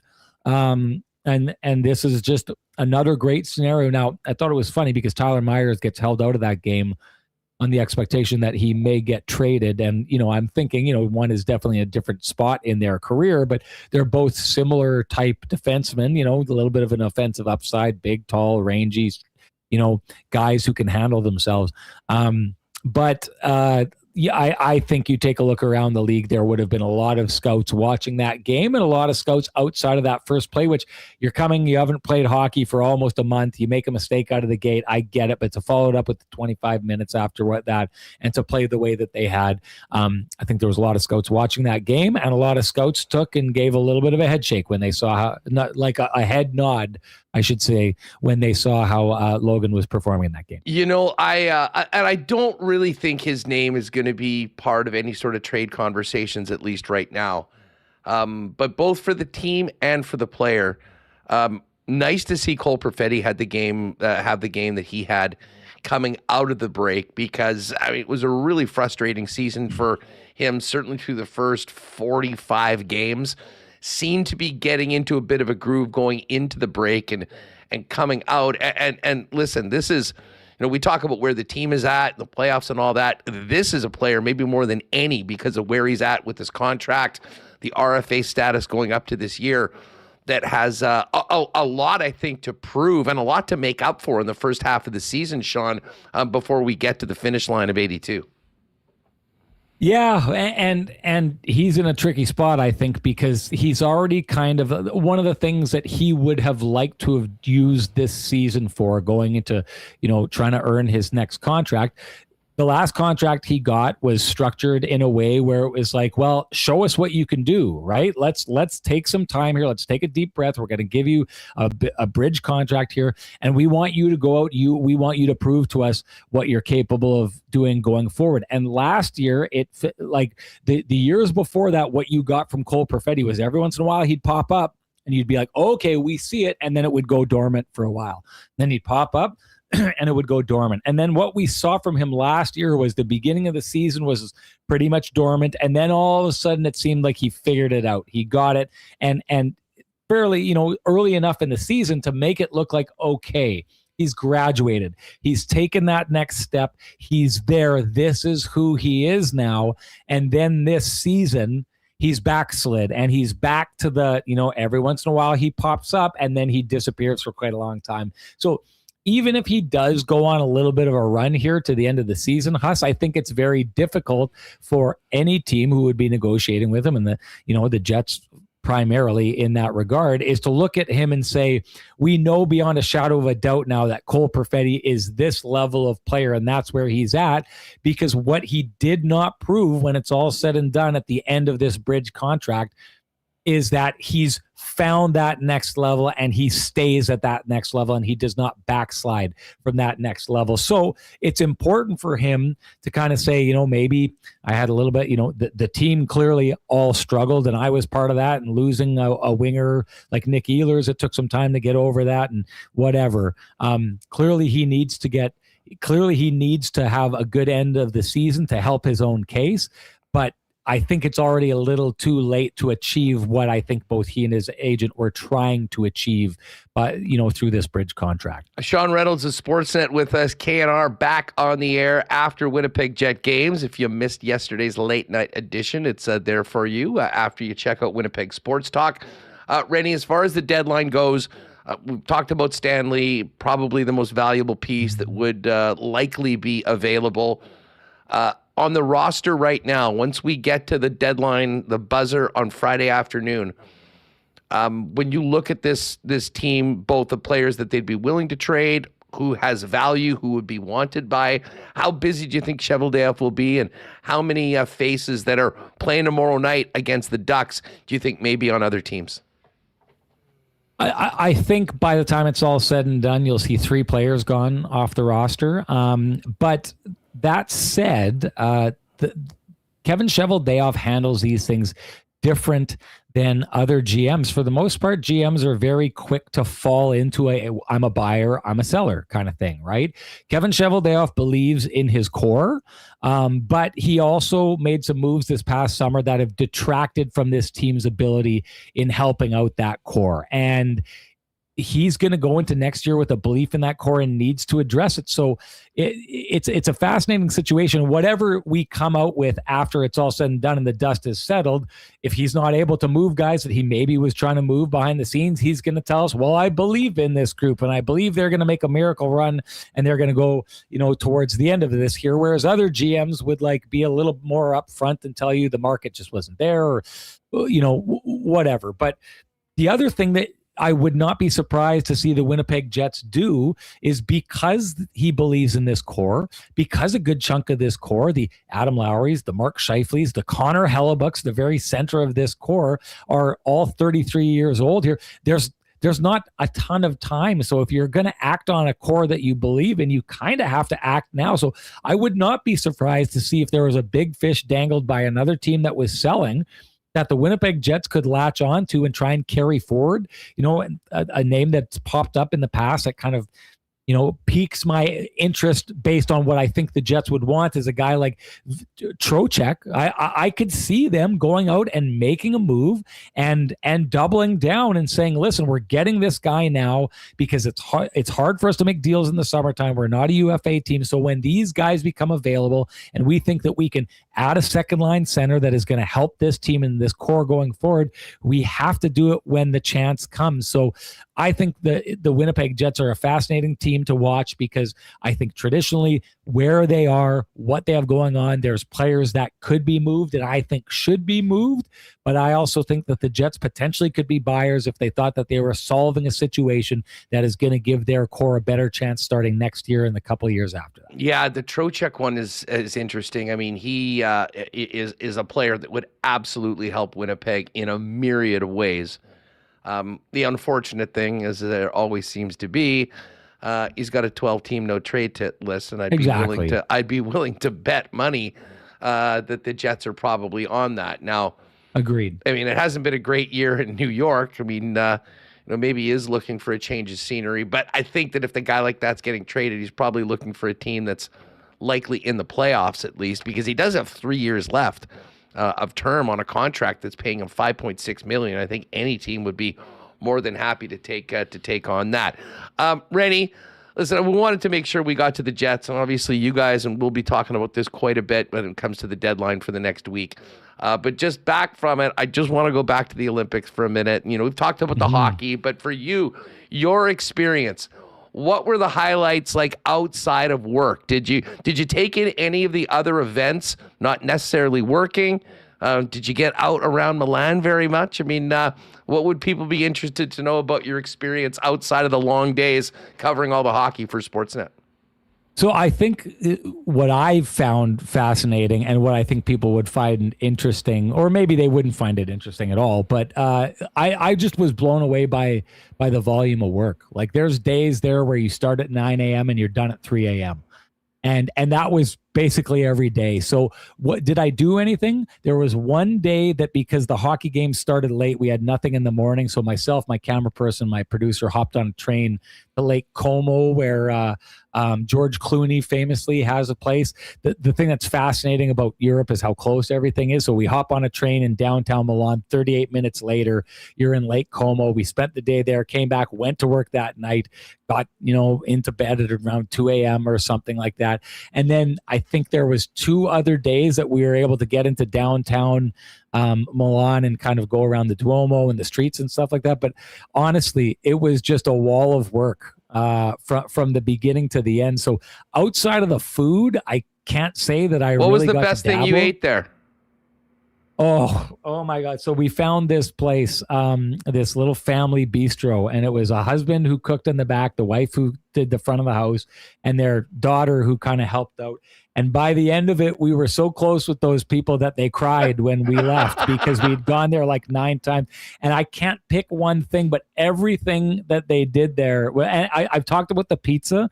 The pizza there, like their bar pizza, I think would be in like the 95th percentile of what we eat here. Like their crust is always outstanding.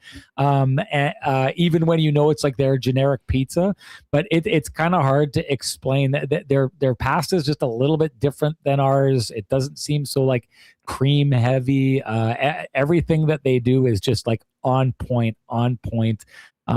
So I can't pick just one dish from that place, but I'll say this: if you are ever in Milan, stop in at the B87 Bistro, because we could not get enough of that place. And we started out, it wasn't far from Santa Giulia. By the end of the week, there was a lineup down the sidewalk, and those four people were slammed because they weren't used to it. You could tell they were ready for the Olympics to be done, because their pacing is probably, a couple tables, give them some food. It was like they were slammed from morning till night. But boy, oh boy, what an amazing place. Well, I got to tell you, bud, I was out, I guess it was 2 weeks ago Saturday, right when things were getting going. I was at the Marion in the afternoon. I look up and there's Sean getting ready for the tourney. We're on throughout. It was amazing coverage by everyone that was involved, but it was really neat to see you being a part of what is simply, and for a lot of people, a once-in-a-lifetime experience. But I have a feeling you'll be back for a few more after the way it all went off for you and the team. I know you got to get some rest. Really appreciate you jumping on today. I'm sure there's still a bit of getting back to normal, and that normal will include about a 1 a.m. show tomorrow after a 9:30 game with Canada on the West Coast. Looking forward to it as always. Reintroduce yourself to the family. Great to have you on the program today, pal, and congratulations again. Thanks for having me. And just on the topic of Winnipeggers over doing that work, it was great to see Mike McIntyre over there. We saw him a lot. He absolutely slayed it over there. So just wanted to give him a shout out and say, Winnipeggers, you should be proud of the way he represented and wrote and the content that he would have produced for you. I'll give him, I'm not going to include myself in it, but for a Winnipeg representative, did an absolutely unbelievable job. Carried a lot of storylines there and did a really great job. Winnipeggers should be proud. Appreciate you, dude. We'll catch you tomorrow after the game on KNR.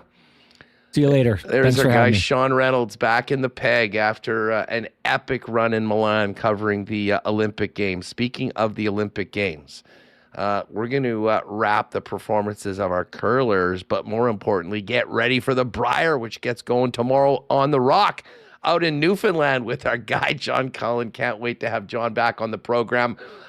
Tomorrow will be a game day edition of the show. Later on, Ken will join us from Anaheim. And at that point, we'll have a better idea about the way things will look. We'll get to our lines for tomorrow's game, courtesy of Clean Line Plumbing, Heating, and Electrical on the show. Of course, Clean Line is your one-stop shop with over 40 years of experience for the best in Winnipeg residential and commercial plumbing, heating, and electrical services. And much like the Captain Adam Lowry, they've got you covered 24/7 with emergency services. Remember the number, 204-500-2001 for Clean Line Plumbing, Heating, Electrical for all your needs, residential, commercial, and when you're in a jam. The gang at BP is ready to welcome Jet fans back. Of course, a Friday night game kicking off the weekend, 9:30 at the Duck Pond tomorrow. Head to your local BP. Jets Pick a Player contest for all Winnipeg Jet games. And, of course, those ice-cold schooners, world-famous BP wings, gourmet pizzas, and more. Staying at home, you can always get the great taste of BP by ordering online at bostonpizza.com. And got to shout out our friends at Royal. What a run they had with the Olympic Games. Now, we look ahead to the Stanley Cup playoffs, of course, and baseball season. Tons of new Jays and MLB gear coming in by the day. And as everyone's getting ready to maybe get out of town in and around spring break, don't forget Royal's amazing snowboard department with the best in deals on boots, bindings, decks, you name it. They've got it with the experts to help you get the right fit before you hit the slopes. It's all waiting for you at Royal Sports, 750 Pembina Highway. Follow them on Instagram at the latest merchandise drops and sale information. And just before we get to a little curling talk with John Cullen, let's give a big cheers to our friends at Winnipeg's favorite local brewery, Little Brown Jug. You train day in and day out, learning new techniques, approaching new concepts, and living out the thrill of achieving your goals. Building a craft beer is no different. While you spend your hours on the ice, we spend ours here, brewing our trademark beer. Again, and again. Here's to pushing the status quo and challenging ourselves to build something memorable. 1919 by Little Brown Jug.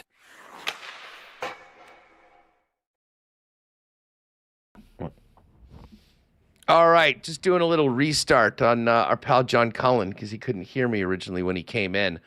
We're going to talk Brier. Definitely want to get his thoughts on what was an absolutely epic Olympic final. Gold medal for Brad Jacobs. Rachel Homan getting on the podium for the first time. And, of course, we got to get to the Montana's Brier, which gets going tomorrow on the Rock. Let's welcome back the always popular guest on WST, Cullen on curling himself, John Cullen. What's going on, dude? Thanks so much for jumping on again. Thanks for having me. Pleasure to be back. Sorry about that. Had some tech issues, but looks like we're all sorted out, so ready to rock. We are good to go. And listen, before we dive into the Brier, we want to talk to you about the weekend. We'll start off with the men. I mean, you've played at a very high level for a long time. You've covered this game for a long time.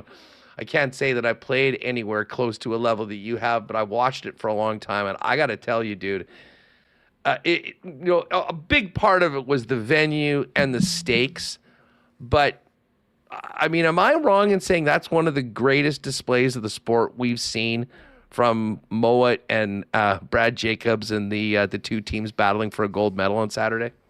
Yeah, it was definitely up there. I think you're right to say great showcase for the game, given it felt like there were more eyeballs on it than ever, not just because of the Olympics, but also, of course, because of all the scandal and everything else that was going on. It was, definitely impressive to finish it off that way for both teams. I think I kind of said this in the moment, but it didn't feel like maybe the best game I've ever seen necessarily from a technical perspective. I think the 2022 gold medal game between Mowat and Adine, I still hold up as the best game played technically. Like both teams were over 90%. There were so many good shots made in that game. But what I think this final had, it had great shot making, but it also had drama, right? It had, there were no blank ends. There were teams felt like they could score two whenever they wanted to. Obviously, Bruce has the collapse in the ninth end, but then in the 10th, he's kind of looking like he might have a shot to win at the end. Like it just kind of had everything. And I think, it was a fantastic showcase for the sport. What does this do for the legacy of Brad Jacobs and his teammates who, had Olympic experience? Jacobs, of course, goes, 16 years? Is it 16 or 12 years between gold medals? 12, yeah. 12, excuse me. I mean, and to do it at his age, not that, I mean, he's an old guy, but, you see the sport become more athletic, get younger throughout the year. This would have to put Jacobs amongst the pantheon of the best to ever do it. No question. Yeah. I mean, they were the oldest team in the field, to your point. Brett Gallant, the youngest guy on the team, and he's 36. Brad is 40, Ben 42, Mark 44. And I think you're just going to see the sport get younger all the time. I think especially with Rock League coming in April and sort of the more attempts are being made to kind of professionalize the sport, and it's starting to turn into other sports where you got to kind of decide in your teens or your early 20s, like I'm going to make a go of this. And I think that's going to shorten people's careers too, because it's like, how long can you do a sport at a high level, even one like curling that might allow for you to be a little bit older than the NHL or something that relies on speed. But I mean, aside from that, just having the dual gold medals, they're the first three men to have two gold medals in fours curling. So John Morris has one in fours and one in mixed doubles. So does Rasmus Vrano from Sweden. But they're the first three in four-person curling to have two gold medals. So right now they're alone in the record books. And I think, as you kind of look at this going forward, and we've kind of seen how hard it is to get to the Olympics, how hard it is to have success there. They might be alone there for a while, Huss. It's kind of funny. I mean, if you didn't know the results and you just saw the way the teams had played and maybe look at Canadian curling over the last quarter century, 25 years, and I said there's one skip that has two gold medals, you would probably think it's Rachel Homan. She doesn't. She does have a bronze, though, and finally got onto the podium after a terrible start that looked like it was more of the same at the Olympic Games. I don't know. Did they just sort of run out of gas in that semifinal? Just thoughts on their performance and what they can take away from a bronze medal in Italy. Yeah, that was kind of my read on it as well. I think, the semifinal was Anna Hasselborg had known from Tuesday that she was going to be in the playoffs. Like, she actually lost to Rachel on Tuesday. That was her first loss, dropped her to 6-1. And the other results that happened in that draw made it so that Anna knew she was in the playoffs. So she got into the playoffs on a loss. She had 3 days to prepare for the playoffs and just mentally prepare for the playoffs, right? Like, I think there is a difference between sort of like, okay, yeah, we know we're in. Yes, we still have a few round robin games to play, but we're ready. We know we're going to be there, and you can kind of shift your mental focus. Whereas Rachel Homan did to play 5 must-win games in a row. Like, at the time, she didn't know, right? Like, when she was 3-3, 4-3, it looked like 4 losses might get into the playoffs, and then it ended up that it didn't, and 4 losses did not get in. And so, yeah, she played 5 must-win games in a row just to get into the playoffs. It was really impressive. And then to rebound after losing the semifinals and have their best game of the tournament in the bronze medal game, it was super impressive for me. As far as her legacy goes, Huss, I would say, I've kind of thought this right after it ended. I've said it a few times. Like, I almost wonder if this really frees her up in 2030, because I look at the state of women's curling in Canada. I think whatever team Carrie Anderson puts together might be the only team that has a chance to challenge Rachel over the next 4 years. So right now you're thinking Rachel's probably the favorite to get back there in 2030. And does having this medal and those sort of like Olympic ghosts and all the talk of, oh, she can't get it done at the Olympics, I almost just wonder if this kind of frees her up a little bit if she makes it back there in 2030. Well, it'll be fascinating if she can go again, because she is so good. Her teams have been so dominant, and they haven't had the ultimate result that they've been going for. You just feel like with the experience and enough chances, it's got to happen at some point. Just before we get to the Brier, I wanted to just get a word from you on the retirement announcement of a good friend of the program, and a guy that's been synonymous with curling, in this province and in Canada for so long. Reid Carruthers calling it a career yesterday. Yeah, it felt like it was coming. That this quad hasn't maybe been what he expected. Obviously, he had the disappointment of Brad Jacobs leaving his team halfway through the quad. And, he had a nice run at the Brier last year, but I would say overall his results on tour, maybe not where he wanted them to be. They skipped the pre-trials. So yeah, it felt like it was coming, but even still, and maybe this is part of me being around the same age as Reid, I'm 40, but like seeing these retirement announcements hit, you just you think to yourself like, oh my gosh, this is, we're going to head into a kind of a period here where a lot of your favorite players are going to be leaving the game. And I think, I would say for Reid, his legacy is a little bit like he's just a little underrated. I think there were so many good players in this generation, the sort of like guys that were born between like 1975 and 1990. Like there's just so many good players in that generation. I think Reid's name is going to get left out a little bit, but I think he was a great player. He made a lot of Briers with a lot of different lineups, which is not easy to do. He's a world champion. And I think the legacy part for me too is great coach, obviously has been really good with Carrie Anderson, and he does so much work with junior curling. A lot of people don't see that, but the Grand Slams, every single Grand Slam, they run a clinic for juniors on the Sunday morning, and Reid has been at all of them for like a decade.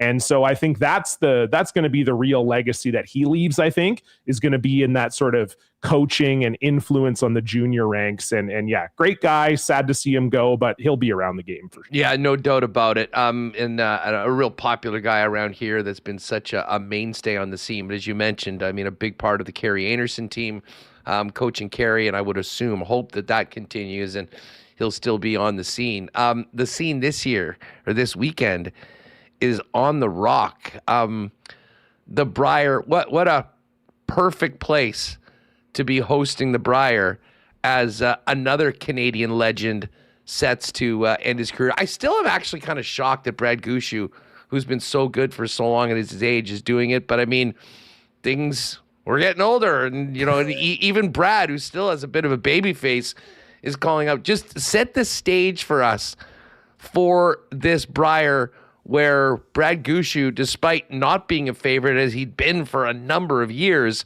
looks to try to have a little bit more magic one more time in front of probably the biggest home court advantage we've seen maybe ever in the Brier.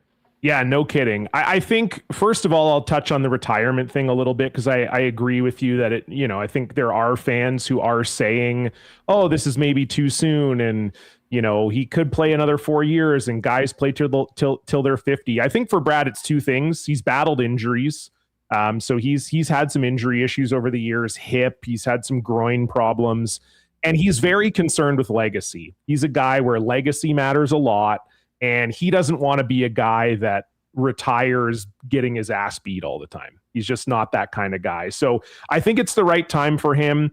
As far as this week, it's going to be unbelievable. I mean, that building is not small. I mean, I think people think, oh, St. John's, Newfoundland, it's just an arena there. The cap there is like 6,500, 7,000. So it's like a pretty big building. And it was an instant sellout. Like once Brad announced his retirement, the tickets went on sale shortly after.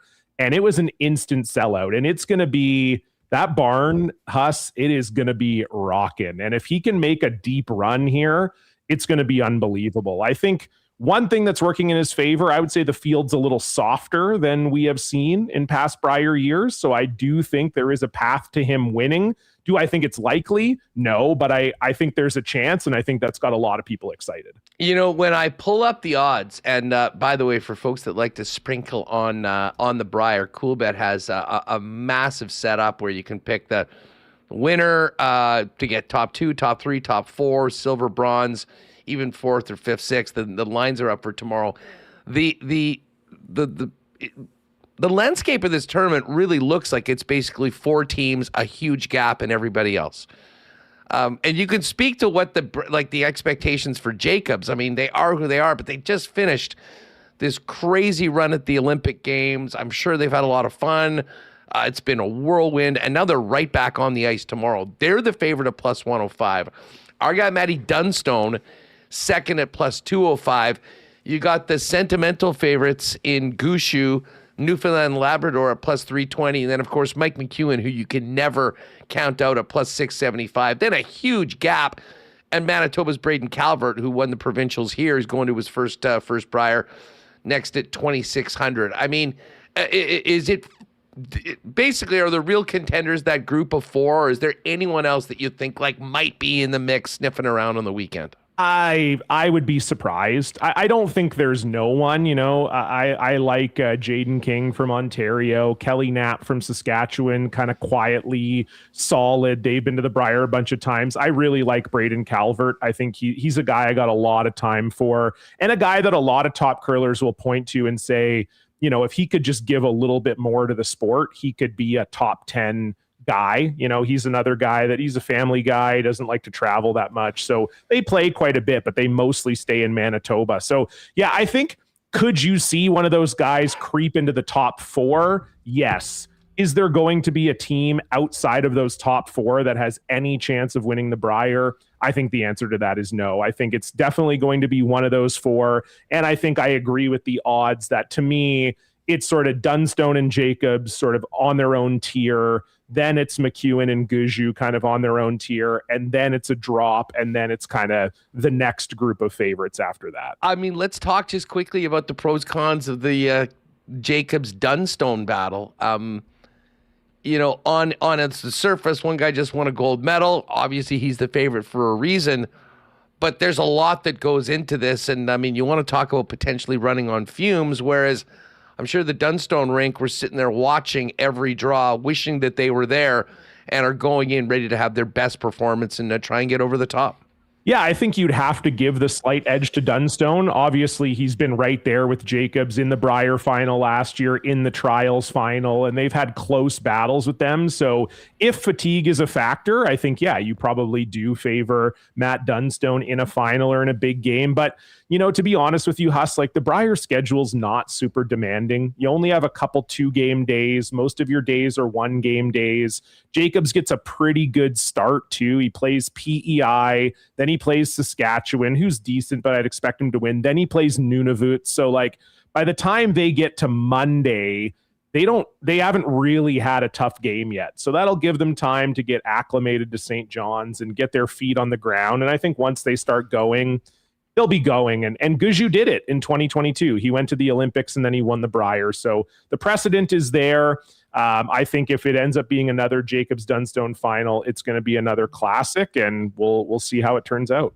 It's this big expanded field. Just fill everybody in on just the format, how things work through the round robin, and what teams need to do to be playing after the round robin. Yeah, it's very complicated, to be quite honest with you. So it's an 18-team field. There's 2 pools of 9. The top 3 in each pool move on to the playoffs.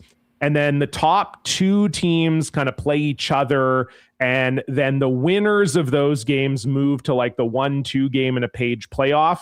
And the losers of those games drop to play the 3rd place finishers in the pool. So it's sort of like a double page playoff, which is super weird. But yeah, you really want to not take the long road. That's the main thing. I mean, we can sit here and talk about the playoff format, but the main thing is you do not want to be on that long road. You want to be one of the top 2 teams in your group, so you get your way into that sort of initial 1-2 game in the page and kind of set yourself up for success on the weekend. Hey, one more for you, because, we're always looking on some fun things outside of just who's going to win. We've got this top 4 who we assume will qualify from pool play. Who do you like to be the other teams that move on out of the round robin? I mean, and is there a kind of a dark horse that you think that, might be a fun play that, could surprise some people based on what the odds are, but, have what it takes to, hang with the top teams and be there at least playing for 5th or 6th? Yeah, I mean, those 3rd place teams, so the top 4 are split up. So Jacobs and Gushue are in one pool, McEwen and Dunstone are in the other. So if you're assuming those 4 are making it on, in that pool A with Jacobs and Gushue, I probably favor Jaden King from Ontario, but I also love the experience from Quebec. Jean-Michel Menard, former champion. Quebec is a team that's been in the mix at the end of the week of Briers, and 3 of them are retiring. They've announced this is their last Brier. So could they go out, not on top, but getting into the playoffs? I like them. And then you know what? I'll throw the Winnipeg sports fans a bone here. I like Braden Calvert to come out of the other pool as the 3rd team. I know Kevin Cooey is there. He just hasn't quite had the magic this quad, and this is definitely going to be the last tournament for that team as constructed. So I like B-Cal to come out there. And if you want to talk true dark horse, like a team that's rated real low, but probably on the odds, Thomas Scoffin from the Yukon had a nice little Brier last year. He's got Kerr Drummond from Alberta playing on his team. Good player, good sweeper. They're a team that they could be in the mix too at the end of the week. They're going to give some teams some tough games. So that would be my true dark horse pick for you. I love it. John, what do you have cooking over the course of the Brier? I mean, I know you're going to be locked on watching it all. Man, just thinking about this now, I would have loved to have been proactive enough to plan to get out there for this. I think it's just going to be, I mean, I've never been to Newfoundland. I've met enough Newfies that I know it is a guaranteed good time. Oh, it's amazing. Add all of this, the curling community in, I mean, would be so great. But I'm sure you'll be active on X. Are you going to be doing anything else content-wise that people want to check out? Nothing too crazy. No, I was the same as you, Huss. Tried to find a way to get out there, but just wasn't quite in the cards for me. So I'll be watching from home. I'm also covering the Paralympics for CBC. So that's going to be starting around the same time as the Brier final weekend. So won't be super dialed, but yeah, I'll be on X. You can follow my podcast, The Broom Brothers. We'll be having episodes going on during the Brier talking about it. And just ready for some more curling. It never ends here, apparently. No, listen, I can't wait. And listen, what a big few weeks it was for the sport. I mean, I swear to God, if they could get, even if they just put the Brier on ESPN2 or ESPN Plus, I bet the numbers would be crazy, because there is a lot of momentum around a sport that a lot of people think is weird, and then they watch for a bit and then they get completely hooked. That's right. Yeah, the Olympics, there's no better time to get hooked. It seems like a lot of people got hooked, and we'll see if we can keep the hooks in them. That's for sure. That would be great. Hey, pal, thanks so much. Let's maybe catch up next week if you got time. Appreciate it as Yep, always. sounds good. I'm always around for you guys. Thanks for having me. Good stuff. At Cullen on Curling. Give him a follow if you haven't already, folks. That is our guy, John Cullen. All right. You know what? For the Rockheads in the chat, let's do this why not question of the day for Not Autocorp at Waverly and McGillivray. Our guy, Matty Dunstone, second favorite in the event at plus 205. The favorite is Brad Jacobs, just coming back from winning the Olympic gold medal. What do you think of Manitoba's chances for Dunstone to win the Brier? And are you with John? Do you like Braden Calvert to make it out of pool play and be playing on the weekend? Let us know your chat or any other predictions for the Brier in the chat. And, of course, you can get over to CoolBet if you want to bet on any of this. A big, big slate of games for tomorrow to kick things off, and all the futures up until Friday at 5 p.m. when things get going. All right, speaking of CoolBet, let's bring in our pal, JBM, Jake Bowen-Moss from CoolBet, coming off what a blast, man, last Friday was doing the live stream. That was the highs of the Olympic Games, and I guess we're all sort of dealing with the epic low we felt on Sunday around 10 in the morning. How are you? Yeah, Hus, life comes at you fast. 1 minute you're celebrating with all your buddies a last-minute goal and heading to the gold medal game, and then all of a sudden, you're sitting in your buddy's family's living room watching the U.S. celebrate the gold medal. So, listen, you got to just move on. Unfortunately, I've suffered a few tough losses here over the last few months, us, including the Blue Jays in the World Series, both games 6 and 7. So I think it's just a matter of, we continue to move forward and, wait for the next kind of cycle for the Olympics or, whatever it is. Move on to I don't want to move on to the Leafs. I'll tell you that much. That's the only time I want to mention them on this show, unless you start firing off some questions at me. Well, you know what? I was going to bring up the Leafs for a minute, not to get your take on where they're at, only to ask you, because we've got a huge slate in the NHL tonight, which we should put something together for. But Leafs lose last night to Tampa. They were already in a very precarious predicament. They now take on the Panthers, who are equally as screwed as the Leafs.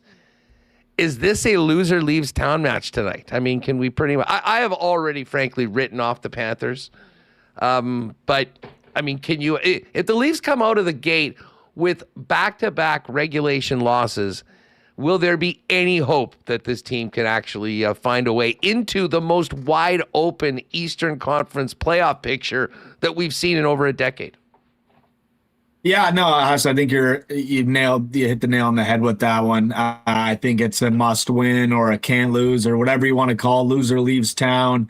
Got to have it tonight if you're the Leafs. If you really think you're going to take a run at this thing, you got to have it. But regardless of the situation, I think it's still sell off some of those, pending UFAs, retain some assets that they really aren't sitting on right now. They have no assets. So got to retain some assets. And, if they find a way to squeak in, great. If they don't find a way to squeak in, oh, well, the season's lost. You reset for next year. So big one tonight against Florida. Like you mentioned, neither team in a great spot. I think Al's brother from Overdrive actually tweeted that if the Leafs lose tonight, Money Puck has them making the playoffs at 3.8%, Huss. So I'd imagine that if this one goes south the way last night went south, it's probably sheets for this season in the Leafs. And you know what? It is what it is if that's the case. Well, I'll be honest. Listen, they didn't look great last night. I mean, the score, I think, flattered them. They had the 2 goals that were taken off because of the coach's challenge. But again, Tampa to me is just in a sort of a class of their own, maybe including Carolina. And then there's everybody else. I mean, the teams that are in playoff spots right now, Montreal, Buffalo, Islanders, Pittsburgh, the Boston Bruins, and Detroit. I mean, it's kind of crazy. And I still think that there's lots to be determined.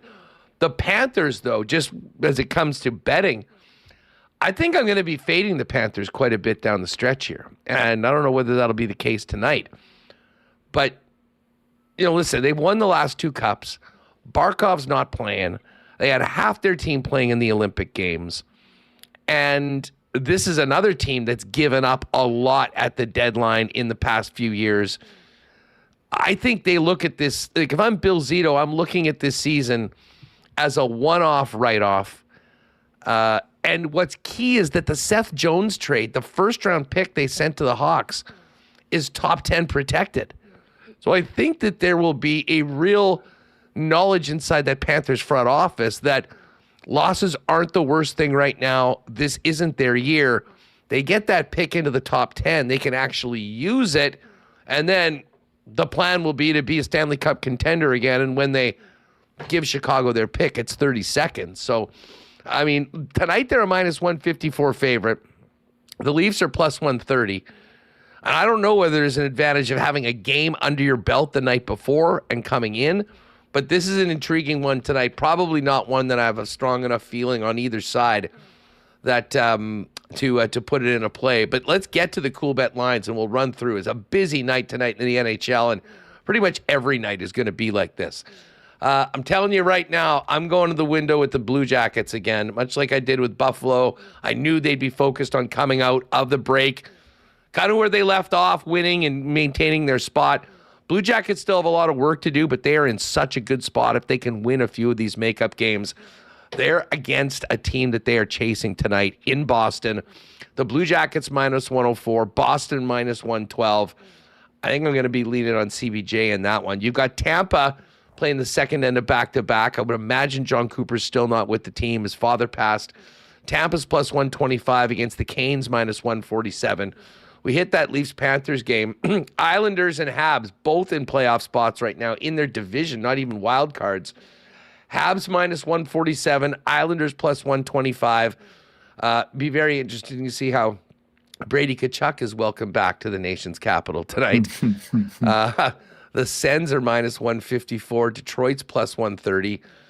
Jerseys in Pittsburgh, no Sid for at least the next 3 weeks. But Pittsburgh's still a minus 154 favorite. Jersey's plus 130.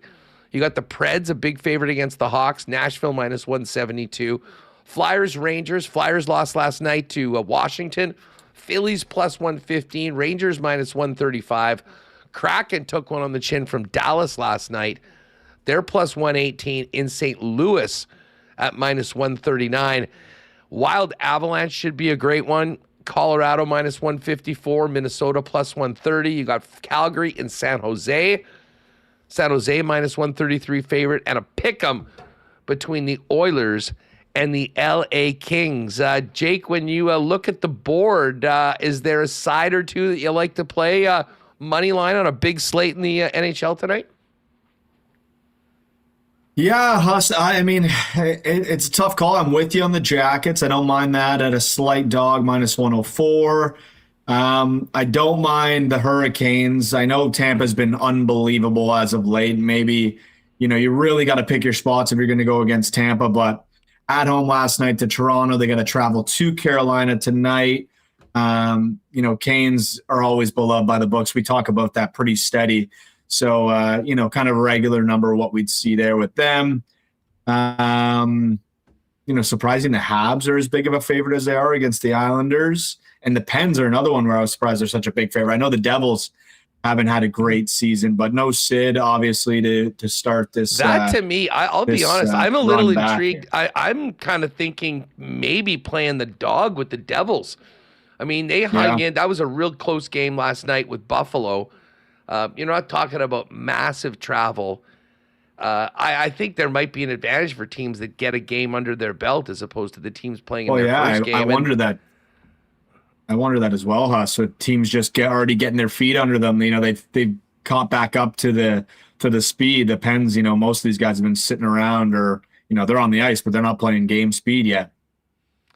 In Minnesota, Colorado is another one. Like I am so fascinated as to what we're going to get out of the Avs. And listen, they're a great team. They're going to be first place. They'll probably wax whoever finishes in the second wild card.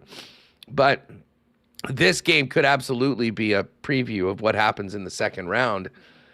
Mm-hmm. And, you got McKinnon as driven as anyone having to chew on missing the open net and the loss to the United States. Like, I think this probably makes them even more formidable and more driven, almost on a night in and night out basis. But of course, they're back at home after playing last night at the second end of the back-to-back against the Minnesota Wild. Other games, you got San Jose and Calgary. If we wanted to put it on, I do like Nashville against Chicago. That number's a little chalkier right now at -169. And then, I mean, what do we think about this? Columbus at -104, Nashville at -169, and the Devils at +130. Yeah, I don't mind that, Huss. I mean, if I'm going to push back anywhere, I'm really not going to push back at any of those three. Do you have any intrigue with the Flames Sharks tonight? I just looked at the standings. Sharks only 5 points out of the final wild card in the West. And they got 2 games in hand on pretty much every team around them right now. They got some room to kind of make a run at this thing. I think the Flames, they're probably going to be sellers at the deadline. They don't really have as much to play for. A young Sharks team, obviously, had some struggles this year, but are very much in the mix in the West. Any interest in that number, -133 at home for the Sharks? Well, how about this? Because I'm already in on CBJ on another ticket. Why don't we go Nashville? Do we like Jersey? I think there's some good value on Jersey at +130 against I don't mind Jersey in that spot. A team. So let's go Jersey +130, Nashville -169. Let's add the Sharks in for the late night finisher at -133. That one's +541. F-Dog and the boys give us a little boost. We'll be sniffing close to 6-1. And then the other thing, Huss, I know you were talking about Brier before I jumped on here. I was looking, do we want to do some sort of Winnipeg Sports Talk combo? This is what I was thinking, and you can, happily adjust if you want. I was thinking a Matty Dunstone top 2 finish, so either first or second, plays in the final, and then Calvert to qualify from pool play. Both are I think Dunstone top 2 is -140, Calvert to qualify -130, and we could probably put those two together. I know you can't parlay them directly on CoolBet, but we'll do special requests. You are literally reading my mind. You were reading my mind. I was hoping that we'd have the possibility of doing something like that. So yes, Matt Dunstone to make the final and Braden Calvert to qualify from pool play. Let's throw that up in the exclusives, and anyone wanting to ride with our Manitoba teams can jump on that. That would likely be in the exclusives, I guess, right? Not the combo cards. I think I'm going to try to get it up in the combo cards. I'm just going to run it by our guy, Matty Ice, and then I'll confirm with you after the show. Well, listen, just gang, if you want to jump on that, I mean, you know how to do it. The combo cards, you can see them right at the top of the page. Go down there. If you don't see the Manitoba special for the Brier, then click over on the exclusive tabs and it will be in there. And I'd imagine we'll be able to get this Preds, Devils, and Sharks one up in the combo cards as well. And people can jump on that for the event. Tomorrow, I'm going to have to get in on this a little bit. I'll talk about it with this Remis when we do the cool bet lines. It is the Elimination Chamber, and I always love taking a look at cool bet when they've got the WWE on. I will just tell you, for you wrestling fans, there's AJ Lee and Becky Lynch. AJ is -333, Becky +225.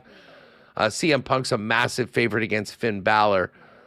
The men's Elimination Chamber match, Cody Rhodes is the favorite at -185. Randy Orton 2-1. LA Knight 3-1. Javon Evans 8. Trick Williams 12. And Jey Uso 14. And the women's Elimination Chamber match, Tiffany Stratton, it's Tiffy time. Even money, Rhea Ripley +140, Raquel Rodriguez 3-1, Alexa Bliss 6, Asuka 8, and Kiana James 16. So get on over to CoolBet if you want to get a little sprinkle on the big event that will lead us to the big WrestleMania matches on the weekend. Anything else cooking over at CoolBet you want the people to know, Jake? I mean, listen, just the regular stuff night to night. A ton of exclusives for tonight's games. I try to always include the Canadian teams, and I also include a little bit from that Wild Avalanche game, being how big it is for that division. And, the Avs kind of, they're big boys coming off that gold medal loss. I'm sure McKinnon and McCarr are going to have some big finishes to the season. I'm interested to see they go down the stretch here. A ton of exclusives going on. The one I mentioned, Wild Avs. The one I did throw in there, which going to be tough for a lot of us to look at, is the old deja vu. And I got Matt Boldy to score and the Wild to win. That would be deja vu for both Nate McKinnon and Cale Makar. Boldy scoring that opening goal in the gold medal game. So that's up right now, plus 425. Plenty more. I think there's 14 of them in total. If you want to go to the exclusives, all those numbers are boosted there for the NHL tonight.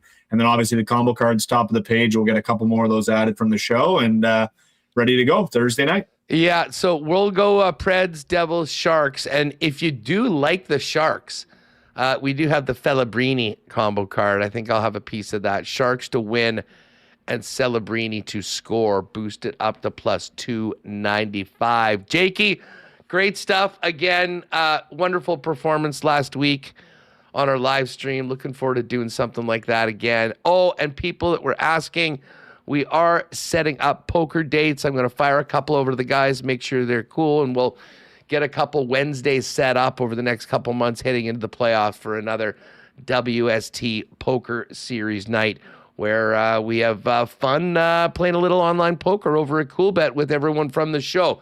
Jake, have a great one, man. Enjoy a big slate of games tonight. Yeah, thanks. And to anyone that I owe merch, it's coming. I'm a little delayed right now, but it'll be coming shortly once I get it going here. Yeah, congratulations. Russ Lowen won the CoolBet prize pack and the 250 bet credit. And, of course, it was Eric Charlofson who got those tickets from Uncle Patty, first row behind the bench for the game against the Avalanche Saturday, March 14th. Jake, we'll talk to you soon, pal. Thanks, us. All right, there's Jake Bowen-Moss. Again, if you haven't played over at CoolBet, go check it out, coolbet.com. And if you're making your first deposit, use that promo code WST. Hook you up with a 100% bonus up to $200 on your first deposit. Remo, I know you've been checking out these games. Any leans or picks that you're liking today on the slate? Yeah, I was looking at the San Jose game. Very intriguing. Back, I know Kiefer Sherwood is getting top line, top power play minutes. I don't know what his number was, but that was a guy that I was certainly looking at. And Florida, very intriguing. Sam Reinhart, could he get on the board first game back, showing that he's capable at the NHL? Maybe not, couldn't quite get it done at the Olympic level, but he's getting top line, top power play against. Sorry, they were playing against Leafs. Leafs, who were giving up some goals. They played yesterday, and if you want to go with Olympics, how about Seth Jarvis back from the Olympics, top line, top power play. Carolina against Tampa on a back-to-back. Those could be some players that I've got my eye on tonight. 12 games. I thought we had a lot of games yesterday. I had to remind myself it was Wednesday, but yesterday was Wednesday. Yeah. Today's Thursday. Wednesdays, the big it's not game. like the Wednesdays with two games earlier in the season. Every day has a million games going forward. We've got, let's see, for tomorrow on Friday, there's only 4 games. Oh, how NHL would it have been to be like, all right, we're back, Olympics are over, Wednesday, 8 games, Thursday, 12, 0 games Friday. Classic NHL. I think this is going to be about as quiet as a night that we get. Pretty much the entire league outside the Jets and the Sharks are playing on Saturday. Sunday, a quieter day, but still 6 games. You go into Monday next week, another 6 games. And then next Tuesday, again, 8, 9 games like that. Listen, for those of us that love hitting and having a bunch of options when it comes to the cool bet lines, this is going to be a really, really fun month. It was a fun show today. Shout out to Rennie for jumping on. Great to have him back. Let's great convo with Brandon as well, and of course John Cullen to get us ready for the Brier and Jake Bowen-Moss. Big show tomorrow. Ken will join us from Anaheim for the latest on the Jets as they get ready to take on the Ducks tomorrow. We missed Hacksaw last week with the Olympic watch party. Lots going on. I'm sure Hacksaw will do a little victory lap, although always classy, unlike many of the other fans of the gold medalists. Hacksaw will be on the program. And we'll have much more getting ready for the Jets and Ducks, as well as a trip to San Jose on Sunday afternoon. So big weekend coming up for Winnipeg, with only 4 games remaining going into tomorrow before the NHL trade deadline. Don't forget, extended show as we do every year on WST next Friday. We'll fire it up probably around 11 a.m. and take it right through to the final buzzer here on WST. Folks, that is going to do it for us. Thanks to Michael Remis. Thanks to all of you for hanging out in the chat today, for those of you that listen on YouTube. And, of course, all you folks listening to the podcast as well. Huge thanks to all the sponsors that make our program happen each and every day, and all of you for checking it out. Have a great one tonight, and we'll see you tomorrow to kick off the weekend, 1 p.m. right here on Winnipeg Sports Talk. Oh, my God! Oh! Shut it down! Let's go home! Thanks for tuning in to Winnipeg Sports Talk Daily. Make sure to subscribe on YouTube and your favorite podcast feed at winnipegsportstalk.com.